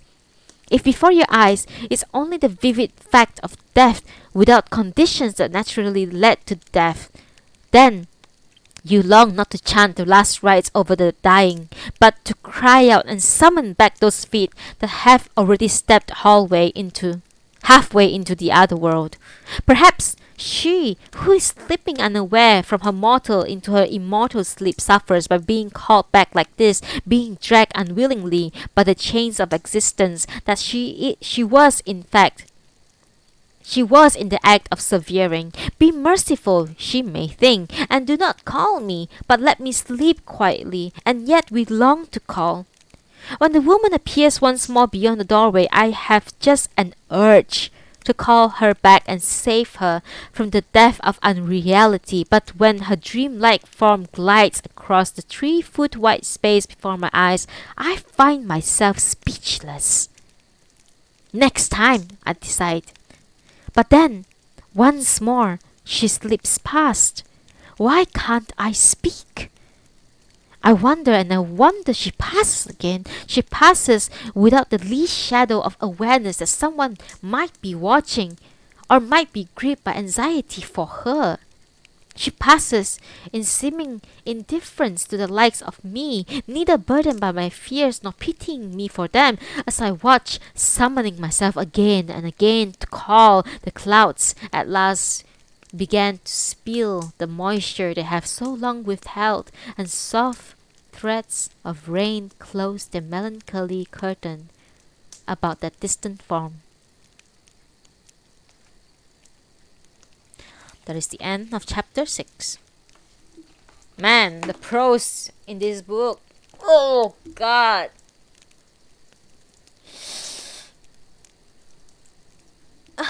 Chapter 7. The translator did an amazing job. I have to say, the translator did a fucking good job. Like, seriously. I've been reading a lot of like translated books, but I don't know why, but the people who translate for Natsume Sōseki's books are always so fucking good.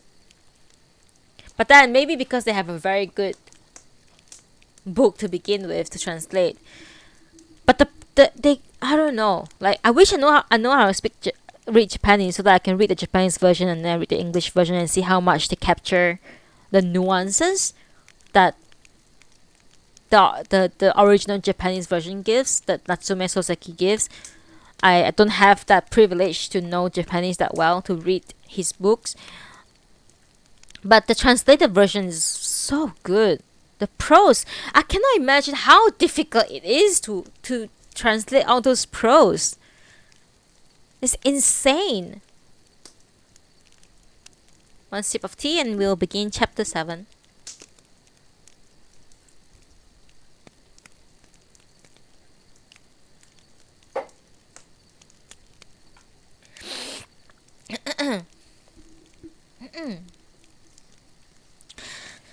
Kusamakura chapter 7. It's cold. Towel in hand, I set off down to the bathhouse. After disrobing in the little changing room, I descend the 4 steps that bring me into the large bathroom. There seems to be no dearth of local stone.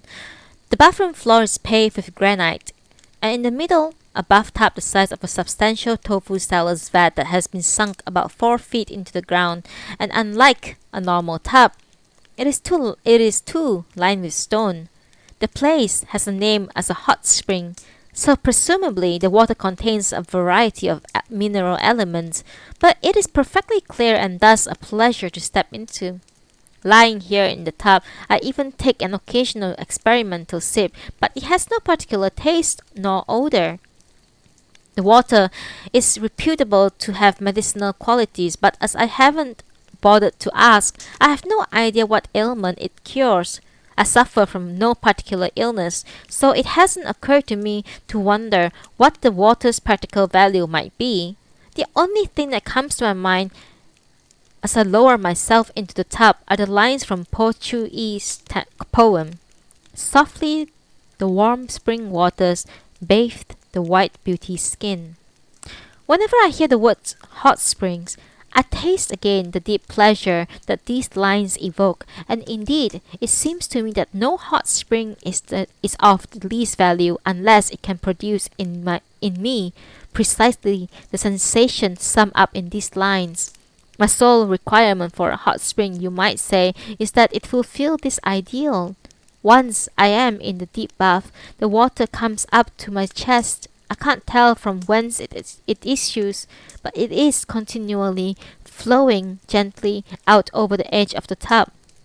The stone floor never has a moment to dry, and the warmth of it underfoot fills my heart with a tranquil happiness.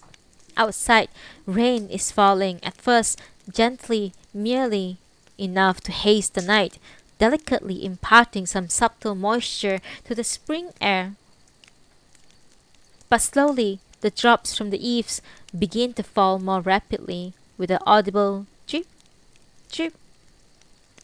A thick steam fills every corner of the bathhouse to the very ceiling, so dense that it must be seeking a way out through any gap or knothole, however small, in the wooden walls.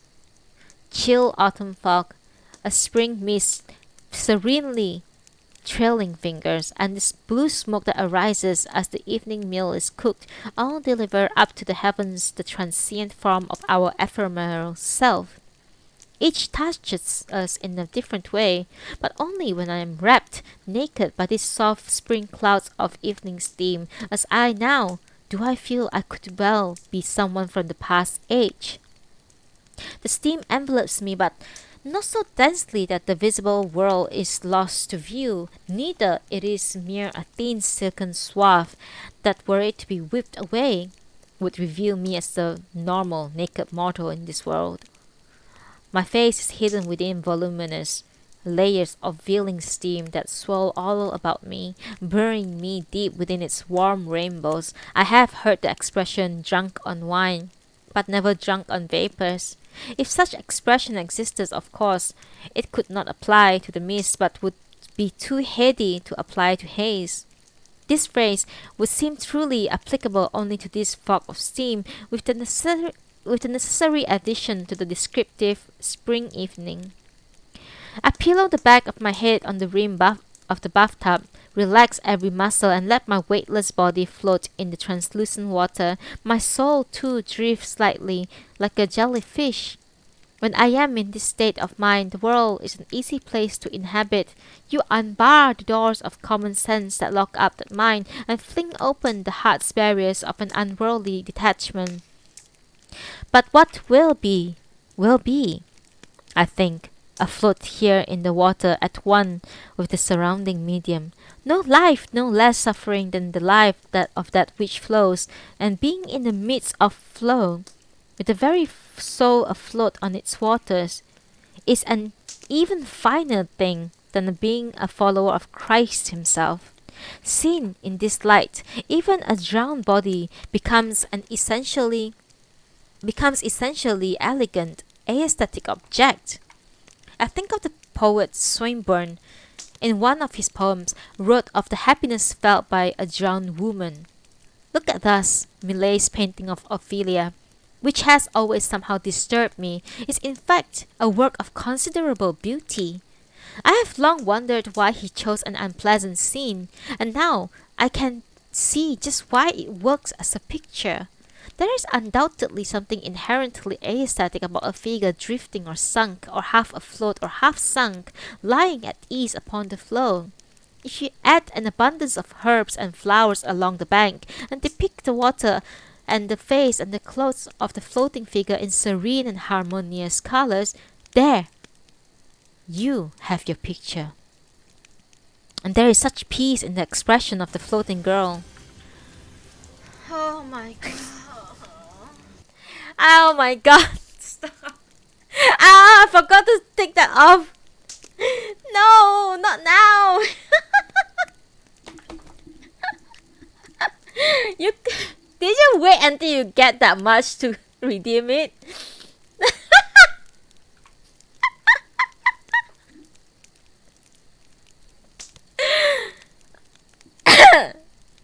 Sorry.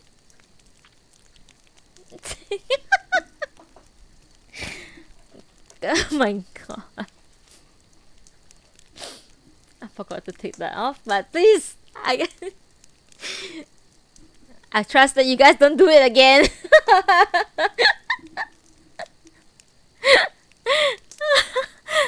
Oh my god. Okay.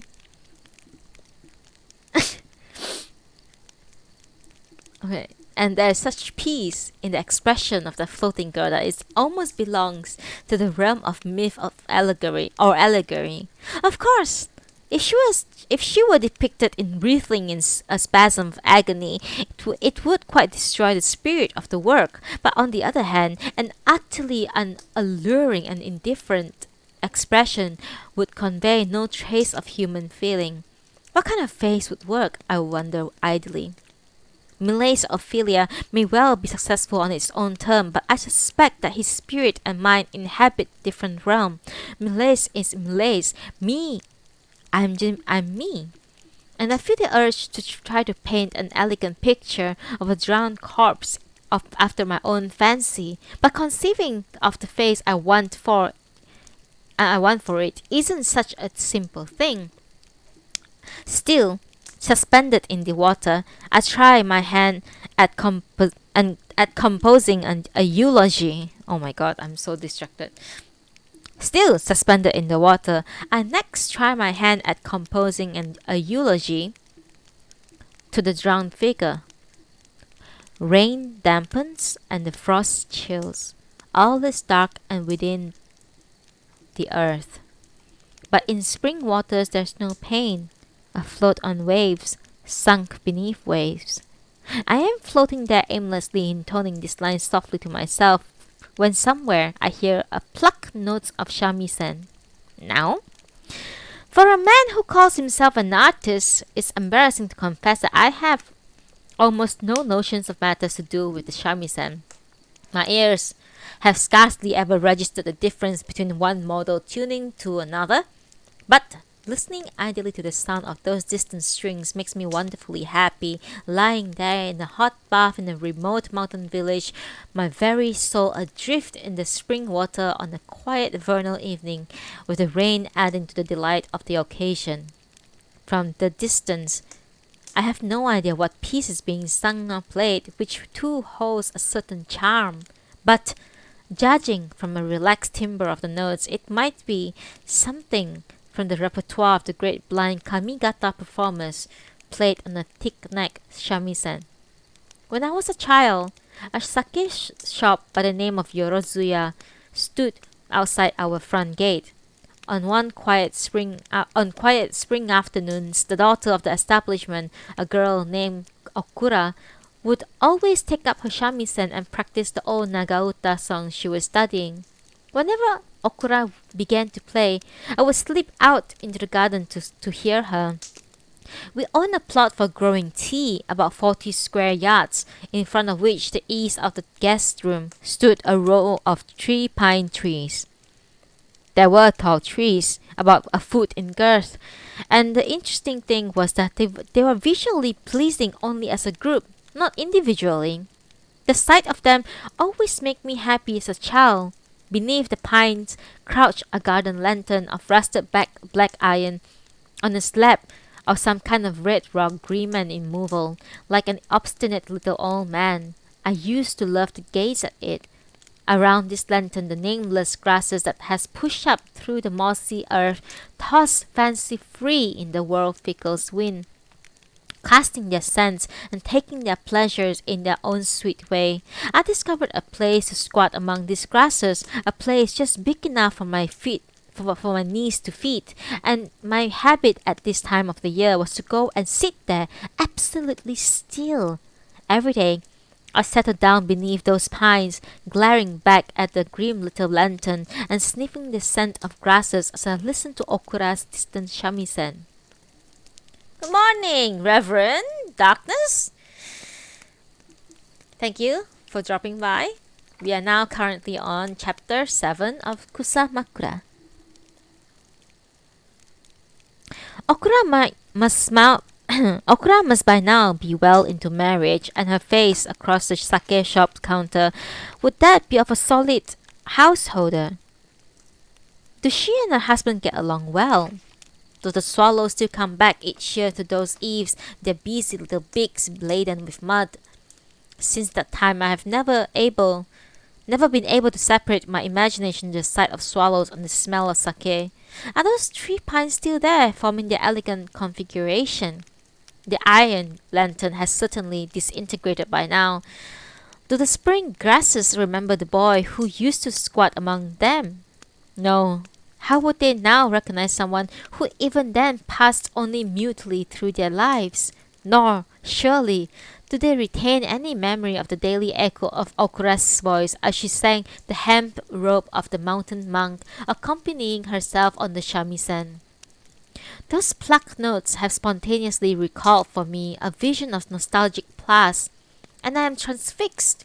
Once again, the artless boy who inhabited that world of 20 years ago, when suddenly the bathhouse door slid smoothly open. Someone's come in, I think.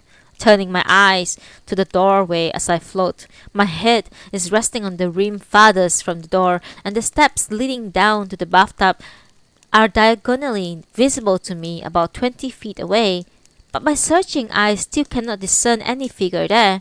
I wait alertly, hearing only the sound of the raindrops along the eaves. The notes of the shamisen have ceased without my noticing. A long moment later, a form appears at the top of the steps. The large bathhouse is lit by a single small lamp hung on the ceiling, so even if the air were free of steam, it would be hard to make out anything clearly at this distance. Now, with the thick steam held down by the evening's fine rain and prevented from escaping, I cannot discern the identity of the standing figure, unless it descends one step and its foot goes to the second, and the full light of the lamp bathes it. Addressing this figure as either man or woman is impossible. The dark shape takes a step down. The stone seems velvet and soft. Indeed, to judge by the sound alone, one could easily believe that the shape hasn't moved at all. But now the outline swims hazily into view. Being an artist, my senses are unusually acute when it comes to human frame. The moment the ambiguous figure moves, I understand that the woman in the bathroom is, with me, is a woman. Before I can decide, as I float there, whether to warn her of my presence, the woman has appeared in her fullness before me. As I see her, there, deep within the warm brimming steam, that a million soft particles of light have tinged a hazy pink, her black hair drifting about her like a cloud, and her body held poised and erect. All thoughts of politeness, decorum, and moral conduct flee my mind. I am gripped by the single fervent conviction that I have discovered the subject for a splendid painting.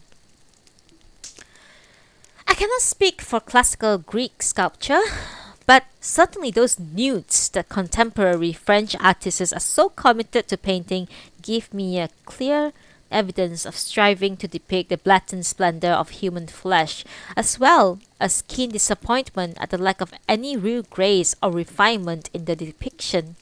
At the time, I merely registered the fact that these works are somehow vulgar, but I realize now that I have all this time been troubled by my failure to recognize the reason of their lack of taste. If the flesh is clothed, the beauty of it is hidden. But unless it is hidden, it becomes vulgar. Today's artists of the nude do not limit their skills to depicting the vulgarity of the unhidden. They are not content simply to present the human form denuded of its clothes.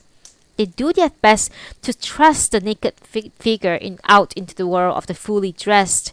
They forget that being dressed is the normal state of man, and they attempt to bestow completely authority on the naked form in their eagerness to cry out to the viewer, "Look, here is the nude."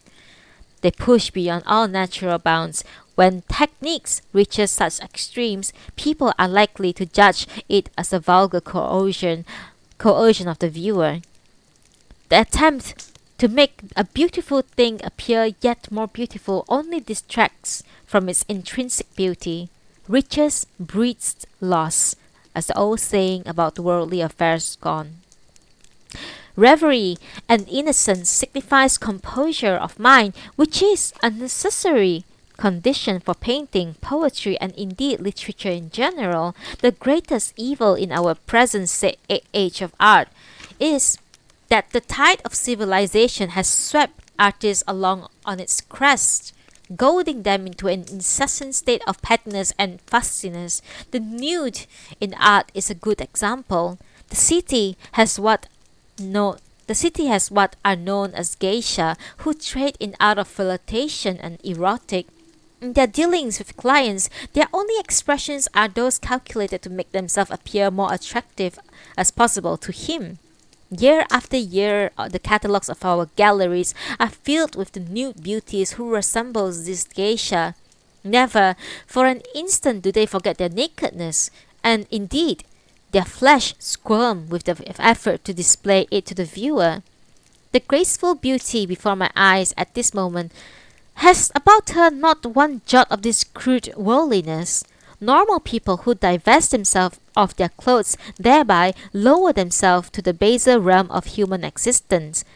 But she is as natural as a figure conjured from the cloudy realm of the age of gods, innocent of any necessity for clothes and draperies. The warm steam, that is inundating the room continues to pour forth even though the room is already flooded with its fullness. In the spring evening, the room's light is shattered and diffused into semi-transparency, all asway in the whirl of dense rainbow, and from those cloudy depths hastily and the pale figure gradually swims into view. Even the blackness of her hair is softened to the point of obscurity. Look at the contours of that shape. A line begins slightly modestly at the nape of the neck, then draws in from both sides and slides easily down and over the shoulders, breaks into an ample curve that flow down the arm till they no doubt finally parts at the fingers. Beneath the full swelling breast, the waves of line recede momentarily to swell smoothly out again in the gentle curve of her abdomen. The line of force then slips around behind the form where the tension of the line gives out and the two columns of flesh tend slightly forward to balance it. The knees now receive the lines and reverse them, and when those long undulations and travel to the heels, the flat plane of the feet brings all this intricacy to the rest in effortless completion at the soles. The world could hold no more complex tension of forces and none more unified. One could discover no contours more natural, more soft and unresisting, less troubling than this. Moreover, this shape is not thrust blatantly before my eyes, revealed as a common nude. The perfection of its beauty is only modestly intimated, hinted in an ethereal atmosphere in which all is transformed to profound subtlety. Like some apparition of a mythic dragon suggested to the imagination's eye by a few brief flecks of scale within a brushstroke wash, the shape is now replete with subtle air and warmth, an unfathomable depth that satisfies every instinct of the artistic sensibility. If minutely depicting every scale of a dragon becomes ludicrous, then equivalently, veiling a naked figure from full and flagrant exposure to the eyes resonate with a hidden profundity. Gazing upon this form, my eyes seems to be beholding some fairy moon maiden fled from her lunar realm, hesitating a moment before me as the pursuing rainbow swarms about her. The white form grows increasingly distinct. Another step, and this beautiful moon maiden may at last descend into the common world. But just as the thought crosses my mind, her jet black hair swirls suddenly like the tail of a mythic turtle that cleaves the waves, startling a sinuous undulation, rippling along its length, and up the stairs the white figure leaps, rendering the swirling veils of the steam as it goes. A woman's clear peal of laughter echoes away from the corridors, and in its wake the bathroom falls quiet. I gulped in a mouthful of hot water and stand stock still in the bathtub, while startled wave lapped at my chest, spilling with a soft whoosh over the tub's edge.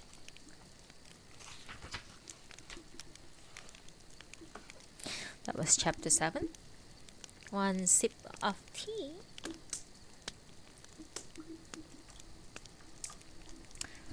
Chapters are a lot longer than I thought it would be. I should have read more the last time. I should have read one more the last time.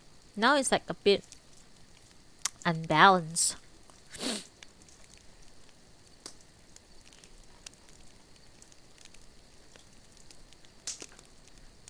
You guys see them? You guys enjoying this? Chapter 8.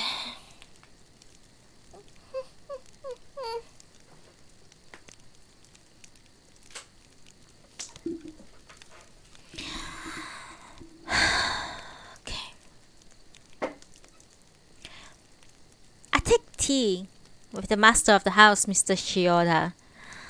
The other guests present at the abbot of Kankaiji Temple, who introduces himself as Daitetsu, and a layman, a young man of 24 or 5.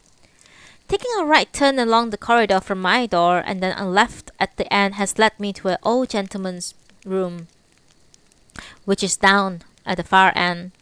The room is a six-mat one, about 12 feet by 9, and a large, low sandalwood table occupies the center, imparting an unexpectedly cramped feeling to the space. Instead of the usual cushion surrounding it, there's a carpet with a woven flower design. It is no doubt Chinese. In its center is a hexagon containing a scene depicting a rather strange house and an odd willow. The surrounding ground is an almost steel blue indigo, and at each corner is a brown circle, through which is woven an arabesque design. I doubt that such a thing would actually be found in a Chinese sitting room, but it is certainly most intriguing here, in place of the normal cushions.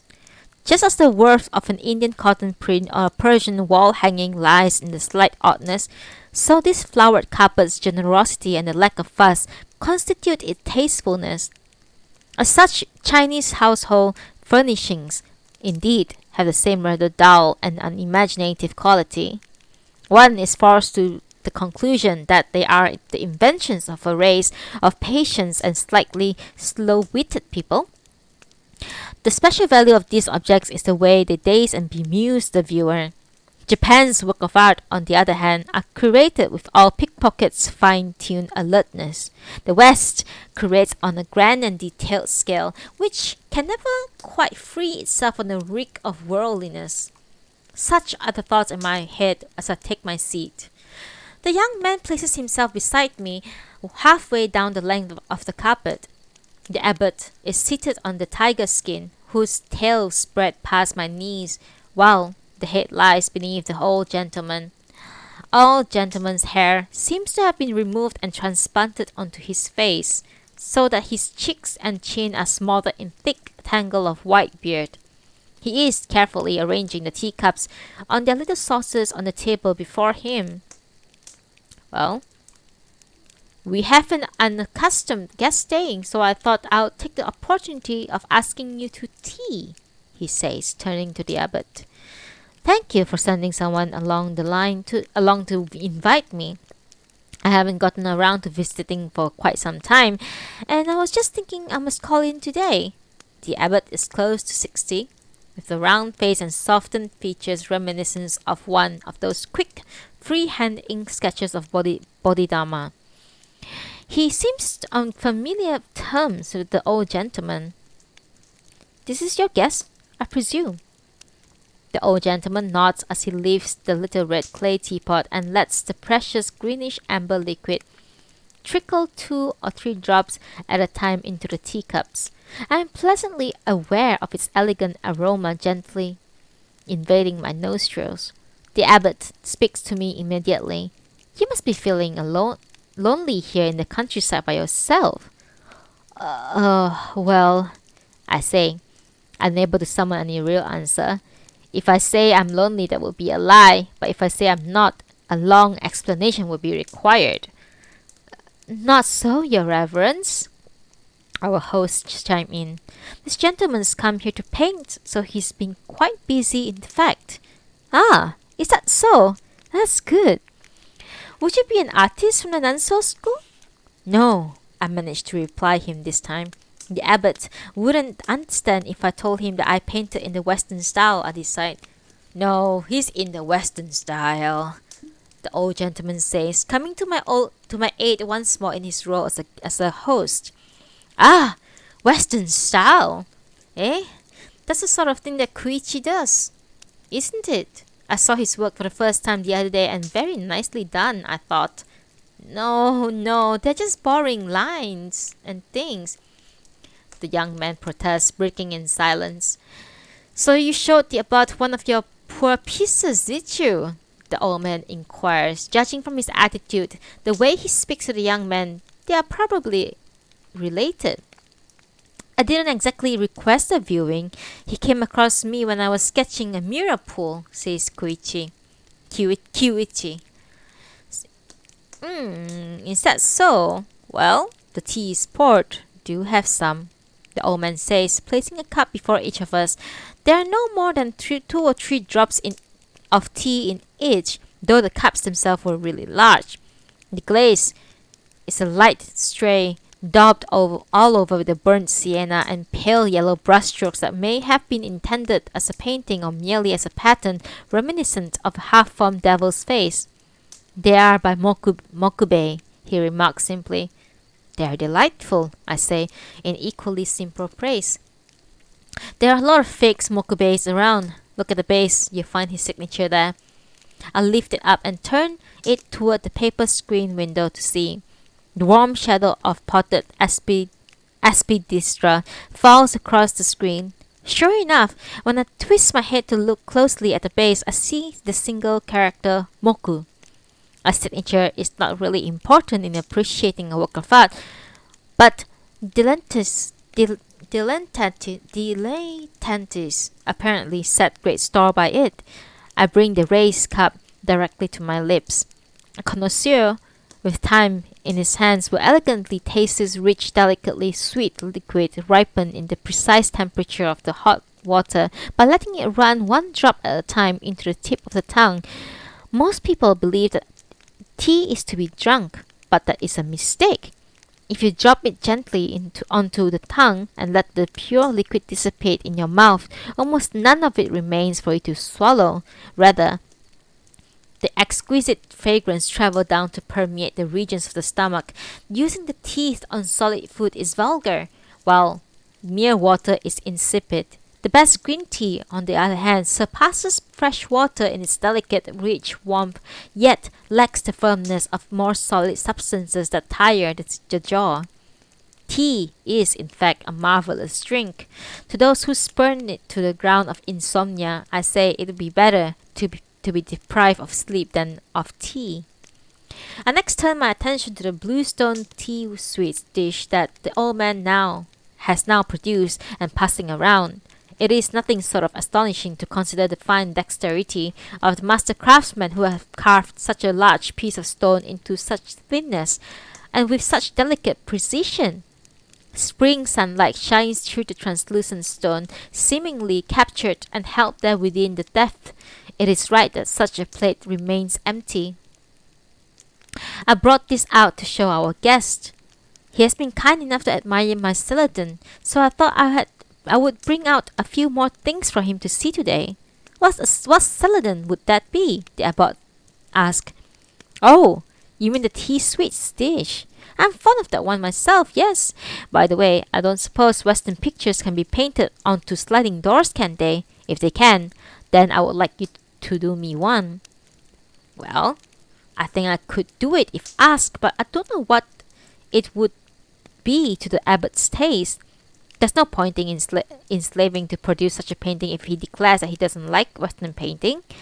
I don't think Western painting would work for sliding doors, I say. You don't, eh? Yes, that's true. I suppose it would be a bit garish if the sort of thing that I saw Kyuchi painting the other day.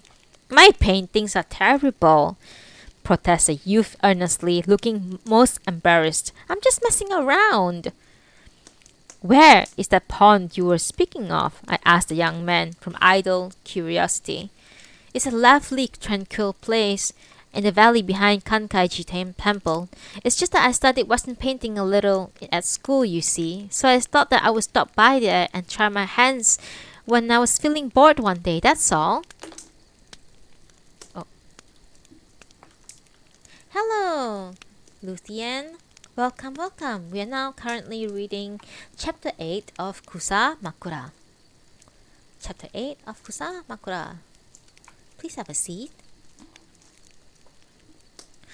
And this Kankaiji temple? That's where I am, the abbot breaks in. A fine place. You can take in the whole sea at a glance from up there. Come and have a look while you are staying. It's only half a mile or so from here. From the corridor out there, you can see the stone steps going up to it. Have you noticed? Could I come for a visit sometime? Of course. I'm always there. Mr. Shioda's daughter calls in quite a lot. Speaking of which, she says, turning to the old gentleman, there's no sign of your Nami today. Is she alright, I hope?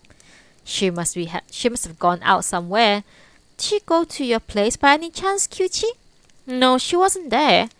Probably off on the walk by herself again, says the abbot with a laugh. She has strong legs, has Nami. When I was out at the Tonami the other day for ceremony, I thought to myself, good heavens, that looks like Nami there with Sugatami bridge. On the Sugatami bridge. And sure, it was. She was wearing straw sandals and had her skirt tucked behind. What are you doing loitering around here, your reverence, she says to me, quite out of the blue. Where are you off to? Gave me quite a surprise, ha ha. Where in the heaven's name have you been dressed like that? I ask. I'm just back from picking wild parsley, she says. Here, I'll give you a bit. And suddenly she shoved muddy bunches of it into my sleeve. Dear me, says old Mr. Shioda with a pained smile. Then abruptly rises to his feet and turns to the subject hastily back to his curios. I would rather wanted to show you this. He reverently takes down from the sandalwood bookcase a little bag made of fine, old patterned damask. It seems to contain some heavy object. Have you ever seen this, your reverence? What on earth is it? An inkstone. That's so. What sort of inkstone? It was a favorite piece in Sanyo's collection. No, I have not seen that one. It has a spare lid done by Shunsui. No, I haven't seen it. Show me, show me. The old man tenderly undoes the bag, revealing a corner of the russet stone within. That's the lovely color. Tankei. Well, would it be? Yes, there are 9 strike spots. 9? Repeats the abbot incredulously, evidently deeply impressed. This is the Shunsui lid, says Mr. Shioda, displaying a thin lid in a figured satin wrapping. A Chinese poem of 7 characters is written on the Shunsui calligraphic hand. Ah, yes, he had a fine hand though, mind you. Kyohei wrote a better one. You think so, do you? I would say Sanyo was the worst of them. The tendency to cleverness made him vulgar, nothing interesting in him at all. The old man chuckled. I know you are no fan of Sanyo, so I changed his scroll for a different one today. That's so. The abbot turns to look over his shoulder. The alcove is a simple recess in the wall, and its polished board stands an old Chinese copperware vase and surface elegantly tarnished with a 2-foot-high branch of magnolia blossom arranged in it. The scroll hanging behind it is a large work by Sorai on the backing of subtly glowing figure silk. The calligraphy is on paper rather than the more usual silk, but the scroll beauty lies not only in the indisputable skill of the writing itself, but also in the delightful harmony between the backing and the paper, which has aged with the passage of time. The figured silk itself is not particularly wonderful, but it seems to me to achieve its fine quality through combination of faded color and softening of the effect of the gold thread, so that any original gaudiness has dimmed, allowing a certain austerity to assert itself. The 2 little ivory scrolls ends protrude starkly white against the tea-brown background and the earth wall, while before the scroll softly floats the pale magnolia blossoms, yet the overall effect of the alcove is so calm as to be almost gloomy. Sorai, is it? Says the abbot, his head still turned to look. You might not care much for Sorai either, but I thought you'd prefer it to Sanyo. Yes, Sorai is certainly far better. Calligraphers from this particular period have always had a certain refinement, even if the writing's poor. Was it Sorai who says that Kotaku is a great Japanese calligrapher, while I'm just a poor imitator of the Chinese? No idea. My own calligraphy certainly wouldn't be worthy of such boast, says Abbot with a laugh. Speaking of which, your reverence, who did you learn from? Me? We Zen priests don't read textbooks or do copying practice and such like, you know. Still, someone must have taught you. When I was young, I did study Kosen's calligraphy for a while, that's all though. But I'll do a piece anytime someone asks me. The abbot laughs again. Now, could you let us have a look at the tanke? At last, the mask bag is removed. All eyes go to the inkstone that emerges. It's roughly twice as thick as a normal stone, about 2.5 inches. The 5-inch width and the 8.5-inch length are fairly standard. The lid is polished pink pine bark that is still retained its scaly texture, and on it, a red lacquer, are written 2 characters in an unknown hand. Now this lid, the old gentleman begins. This lid is no ordinary lid. As you can observe, there's no question that it's pine bark. Nevertheless, his eyes are on me as he speaks. As an artist, I am unable to summon much admiration for a pine bark lid, no matter what its provenance and story, so I say, a pine lid is a little inelegant, surely? The old man holds up his hand in horrified remonstrance. Well, if it's merely a common pine lid, I do agree, but this one was made by Sanyo's own hands, from pine stripped from the tree in his very own garden while he was in Hiroshima. Well then, I think to myself, Sanyo was quite a vulgar fellow, it seems. Rather daringly, I remark, if he made it himself, he could get away with making it look a bit clumsier, I think. It seems to me that he need not have gone to the trouble of polishing up the rough patches to make it shine like that. The abbot laughed heartily in an instant agreement. True enough, he said. It's cheap. It's a cheap-looking lid. The young man turned his eye pitying to the old gentleman, who rather crossly took the lids off and put it aside. Now, at last, the inkstone itself is revealed. If there's one thing particularly striking to the eye about this inkstone, it is the craftsman's carving on its surface. In the center, a round area of stone about the half size of a pocket watch have been left standing flush in the height of the edges, and is carved into the shape of a spider's back. 8 legs go curving out in all directions, and the foot of each consisting of one of the stone's characteristic strike spots. The 9th spot is visible in the center of the spider's back, a yellow stain like a trickle juice remaining area around the spider's body, and the leg is carved back to a hollow just about an inch deep. Surely, this deep trench is not where the ink is intended to be ground. 2 whole quarters of water would not fill it. I imagine one must dip a little silver ladle into an elegant water pot, trickle a drop onto the spider's back, and apply the ink stick from there to create precious pool of ink. Otherwise, though it is an inkstone in name, an object would be nothing more than simple ornament for the desk. Just look at the texture of it. Look at those spots. The old gentleman almost drools at the delights as he speaks. Indeed, the color's beauty increases the more you gaze. If you breathe on that cold, lustrous surface, your warm breath might instantly freeze there, leaving a puff of cloudiness. The most astonishing thing is the color of the striped spots. They are not so much spots as subtle shifts in color where the spots emerges from the surrounding stone, a transition gradual that the eye finds it almost impossible to locate the point on which the deceptive moment of change occurs.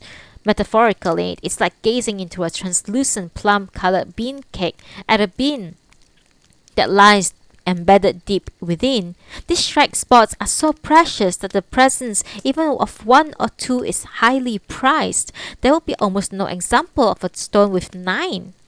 What's more, the 9 are distributed equidistantly over the surface, so apparently systematically that the effect could well be mistaken for a human artifact, a masterpiece of nature indeed.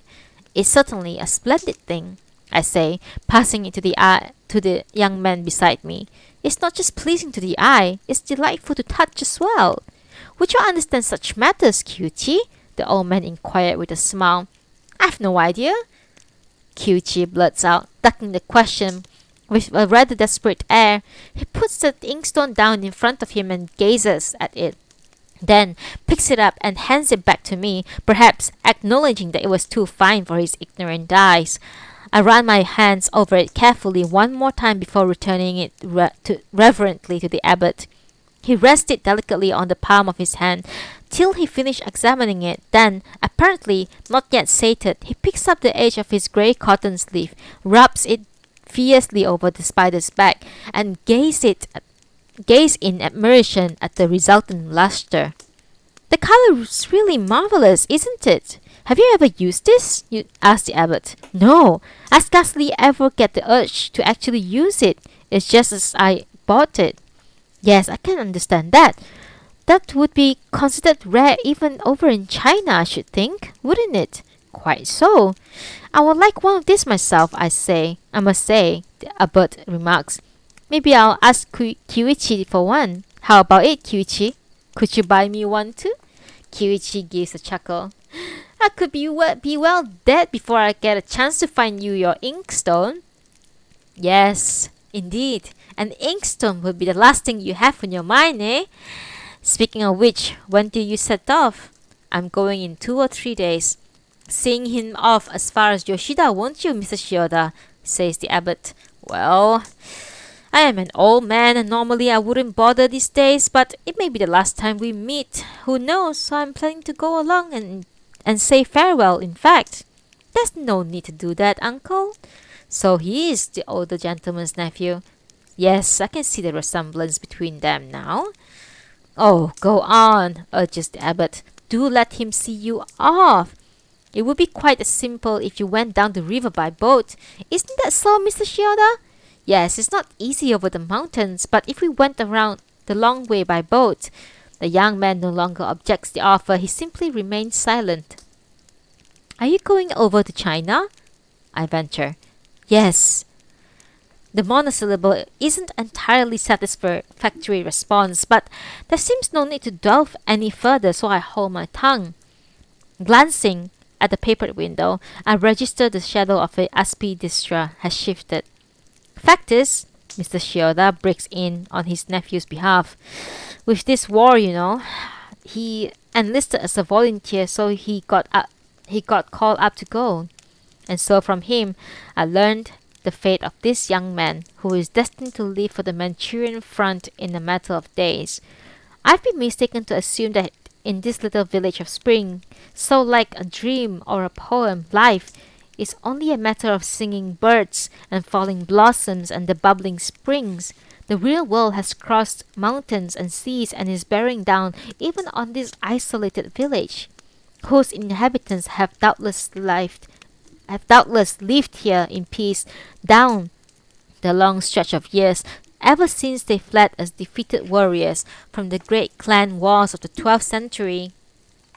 Perhaps a millionth part of the blood that will dye the white Manchurian plains will gush from this young man's arteries and seethe forth at the point of the long sword that hangs in its waist. Yet here this young man sits beside an artist for whom the sole value of human life lies in dreaming. If I listen carefully, I can even hear the beating of his heart, so close we are. And perhaps even now, within the beats reverberates the beatings of the great tides that is sweeping across the hundreds of miles of that far battlefield. Fate has for brief, unexpected moments brought us together in this room, and beyond that it speaks no more.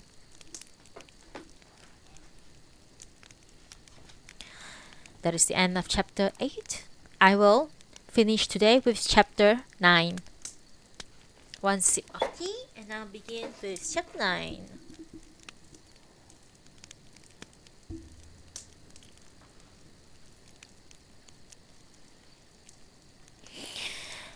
Kusamakura, chapter 9. "Are you studying?" she inquires. I have returned to my room, and I am reading one of the books I have brought along, strapped to my tripod on the journey over the mountain. "Do come in. I don't mind in the least." She steps boldly in, with no hint of hesitation. A well-formed neck emerges above the kimono collar, vivid against the somber hue. This contrast first strike my eyes as she seats herself before me. Is that a Western book? It must be something very difficult. Oh, hardly. Well, what is it then? Yes, well, actually, I don't really understand it myself. She laughs. That's why you're studying it, isn't it? I'm not studying. All I've done is open it in front of me on the desk and start dipping into it. Is it interesting to read like that?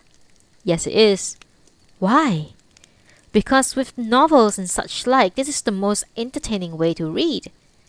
You are rather strange, aren't you? Well, yes, I suppose I am a little. What's wrong with reading from the beginning? If you say you have to read from the beginning, that means you have to read to the end. What a funny reason! Why shouldn't you read to the end? Oh, there's nothing wrong with it, of course. I do it too. If I want to know about the story. What do you read if it's not the story? Is there anything else to read? There speaks a woman. I think to myself. I decide to test her a little. Do you like novels? Me? She says abruptly. Then she adds rather evasively. Yes, well, not very much, it seems. You're not very clever. You're not very clear whether you like them or not, then. Whether I read a novel or not is neither here or there to me. She gives the distinct impression that she takes no account of their existence. In that case, why should it matter whether you read it from the beginning or from the end, or just dip into it in a desultory way? I don't see why you should consider on my way of reading so strange. But you and I are different. In what way?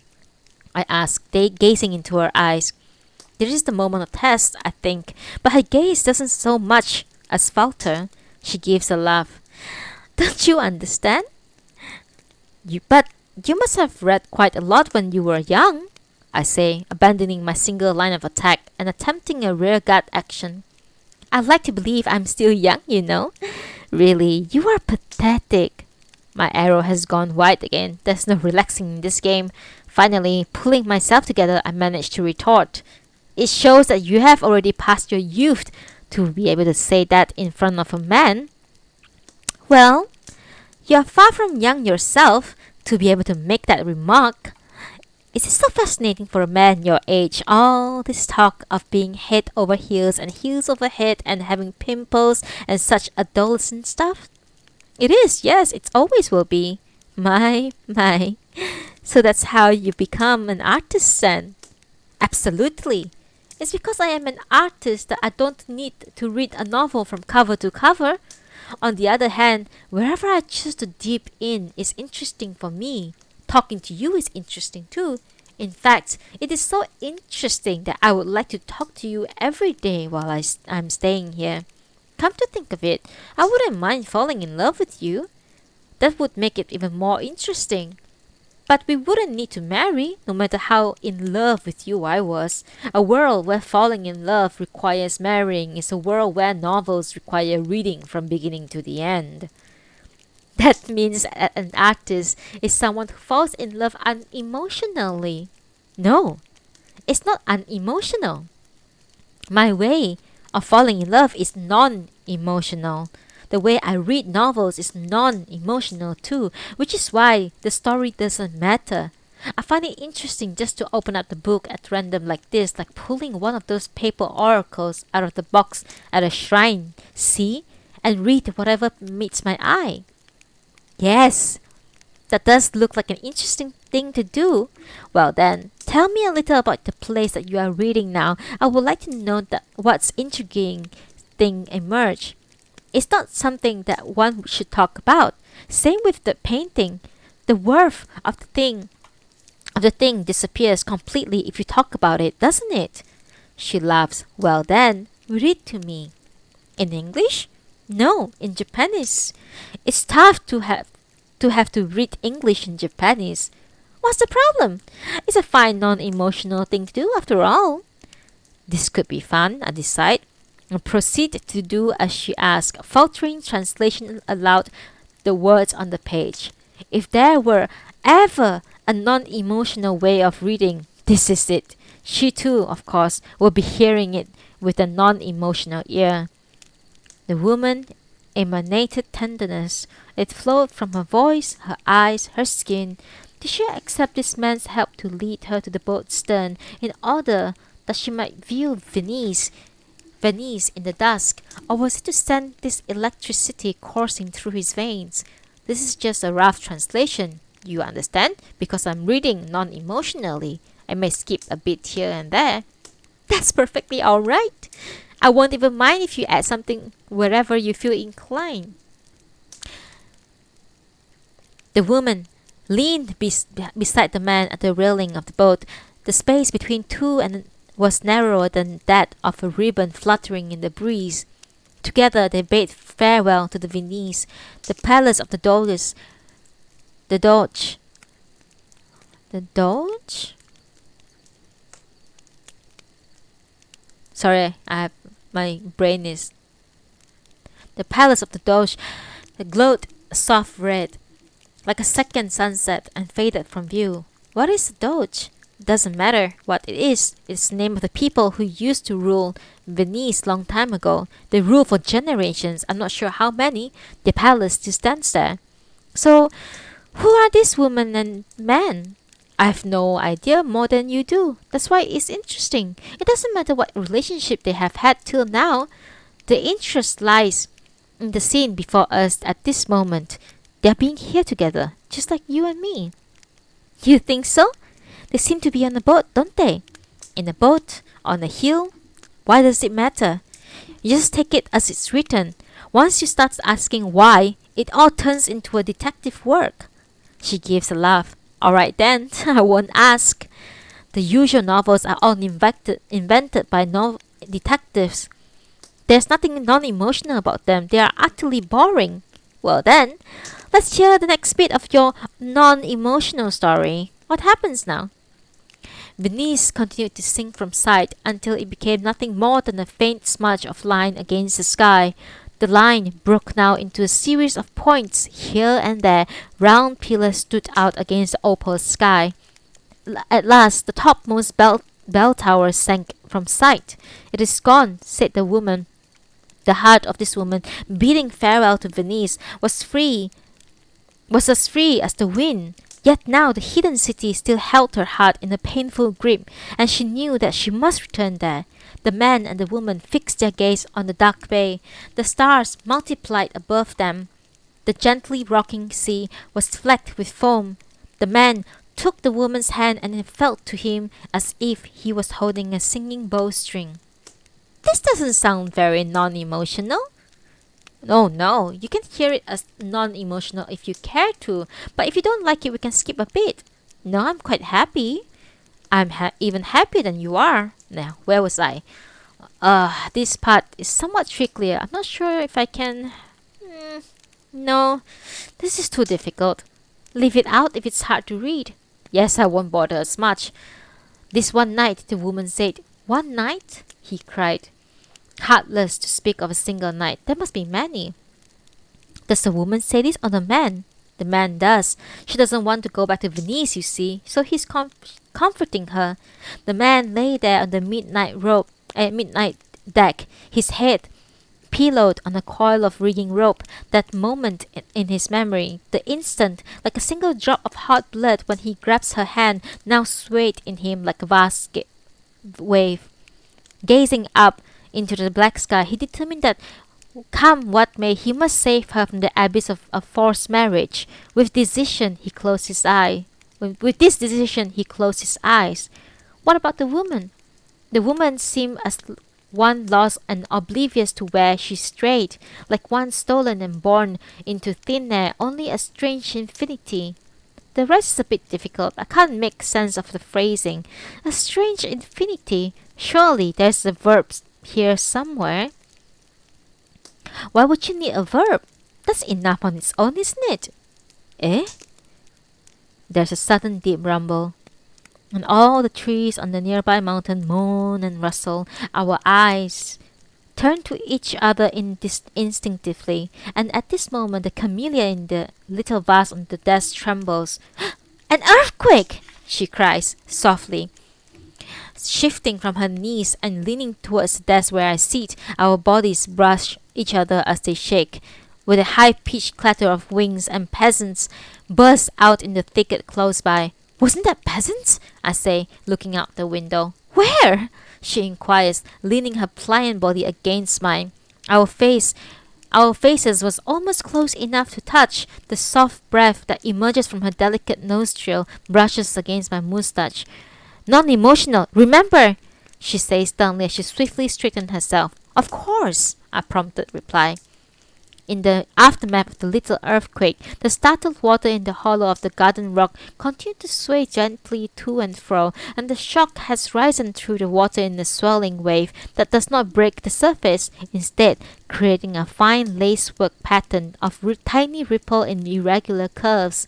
Were it to exist, the expression tranquil motion would describe this perfectly. The wild cherry tree that steeps in its calm reflection there wavers in the rocking water, stretching and shrinking and curving and twisting, yet I am fascinated to observe that however its shape changes, it still preserves the unmistakably form of a cherry. What an enchanting sight! So beautiful and shifting. This is how motion should be. If we human could only move in that way, we could move all we like, wouldn't we? She says. You have to be non-emotional to move like that, you know. She gives a laugh. You're certainly fond of this non-emotional, aren't you? I wouldn't say you were exactly averse to it either. The performance of the wedding kimono yesterday, for instance. But here she suddenly breaks coquettishly. Give me a little reward. What for? You said you wanted to see me in my wedding kimono, didn't you? So I went out of my way to show you. I did? I gather that the artist who came over the mountains put in special requests to the old lady up at the tea house. I can produce no appropriate response as she goes on unhesitatingly. What's the point of throwing my all into trying to please someone so hopelessly forgetful?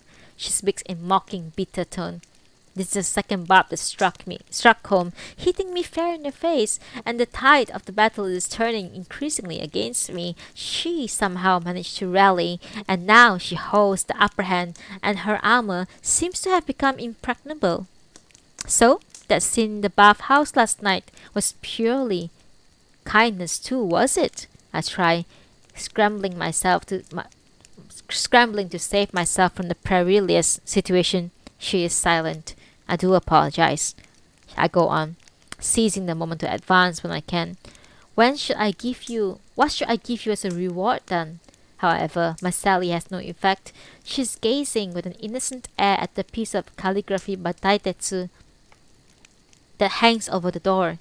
After a pause, she murmurs softly, Bamboo shadows sweeps the stair, but no dust moves.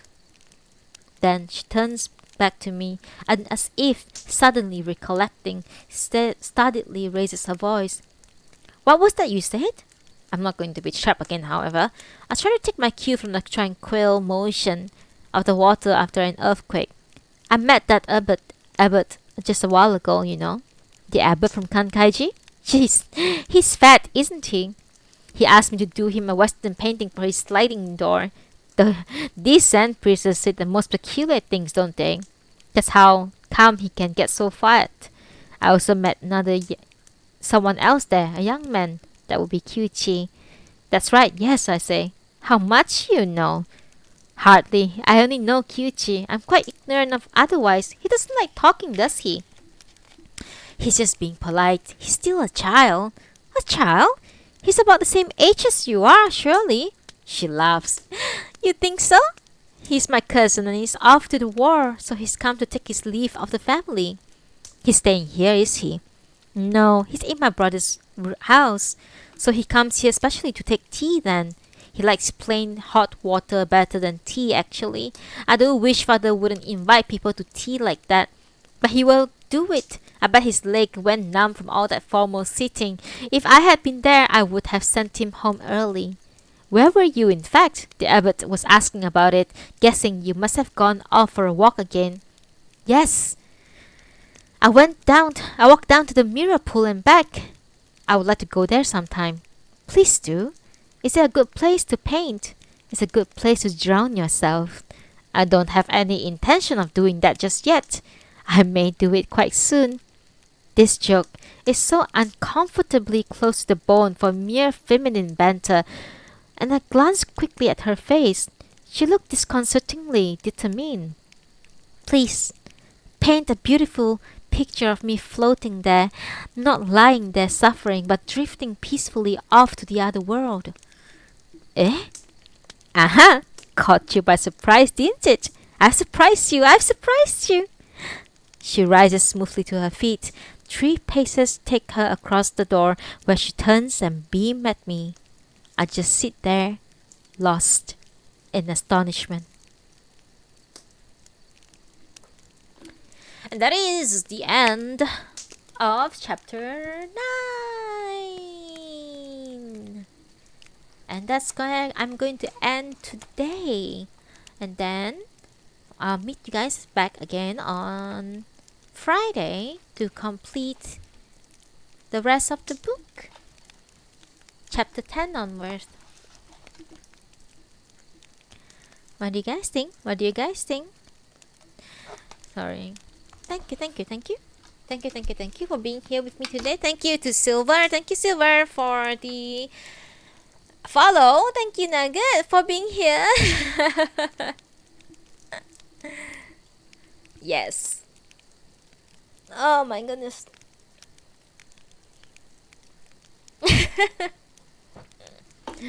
Thank you. And then after that, next week I'm gonna read another book. I'm going to try to read 1 book per week, definitely. Thank you so much, everyone. Everyone in front of me in game, Silver and Chicken Nugget, and also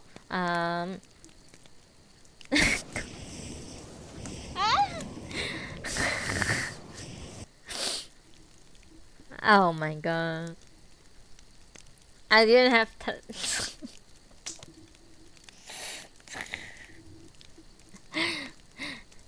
Thank you. You're the sweetest for crossing the world, coming over here. I can see your eyes in your beak. Travel safe. Have fun today. Feel free to AFK in my house anytime you want.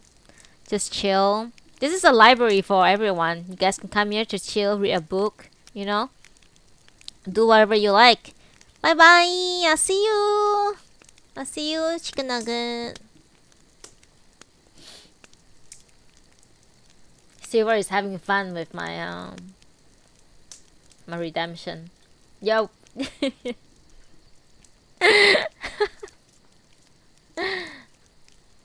Okay, guys. I think it's time for me to get my lunch. I think it's time for you guys to get your lunch or dinner or whatever as well. I'll see you guys on Friday. Can't promise, but one of these days I'm going to play Final Fantasy 8 in the evening. Maybe tomorrow. Who knows, right? Or maybe tonight, because I don't have to wake up early tomorrow. Oh wait, I do have to wake up early tomorrow because I'm going to meet a friend. Wow, I have a busy week.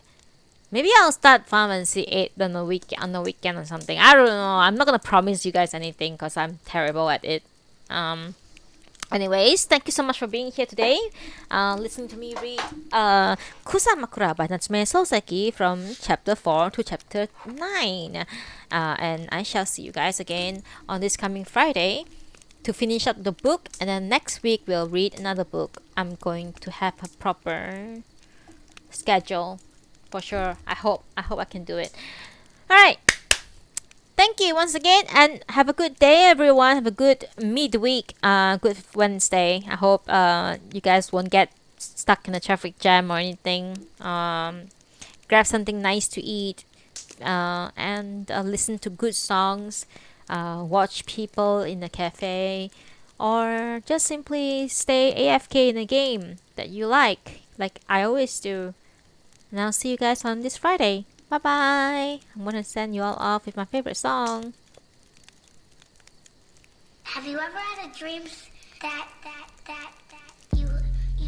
you can know, you skip, you wanna know, you skip. Bye. Love you guys.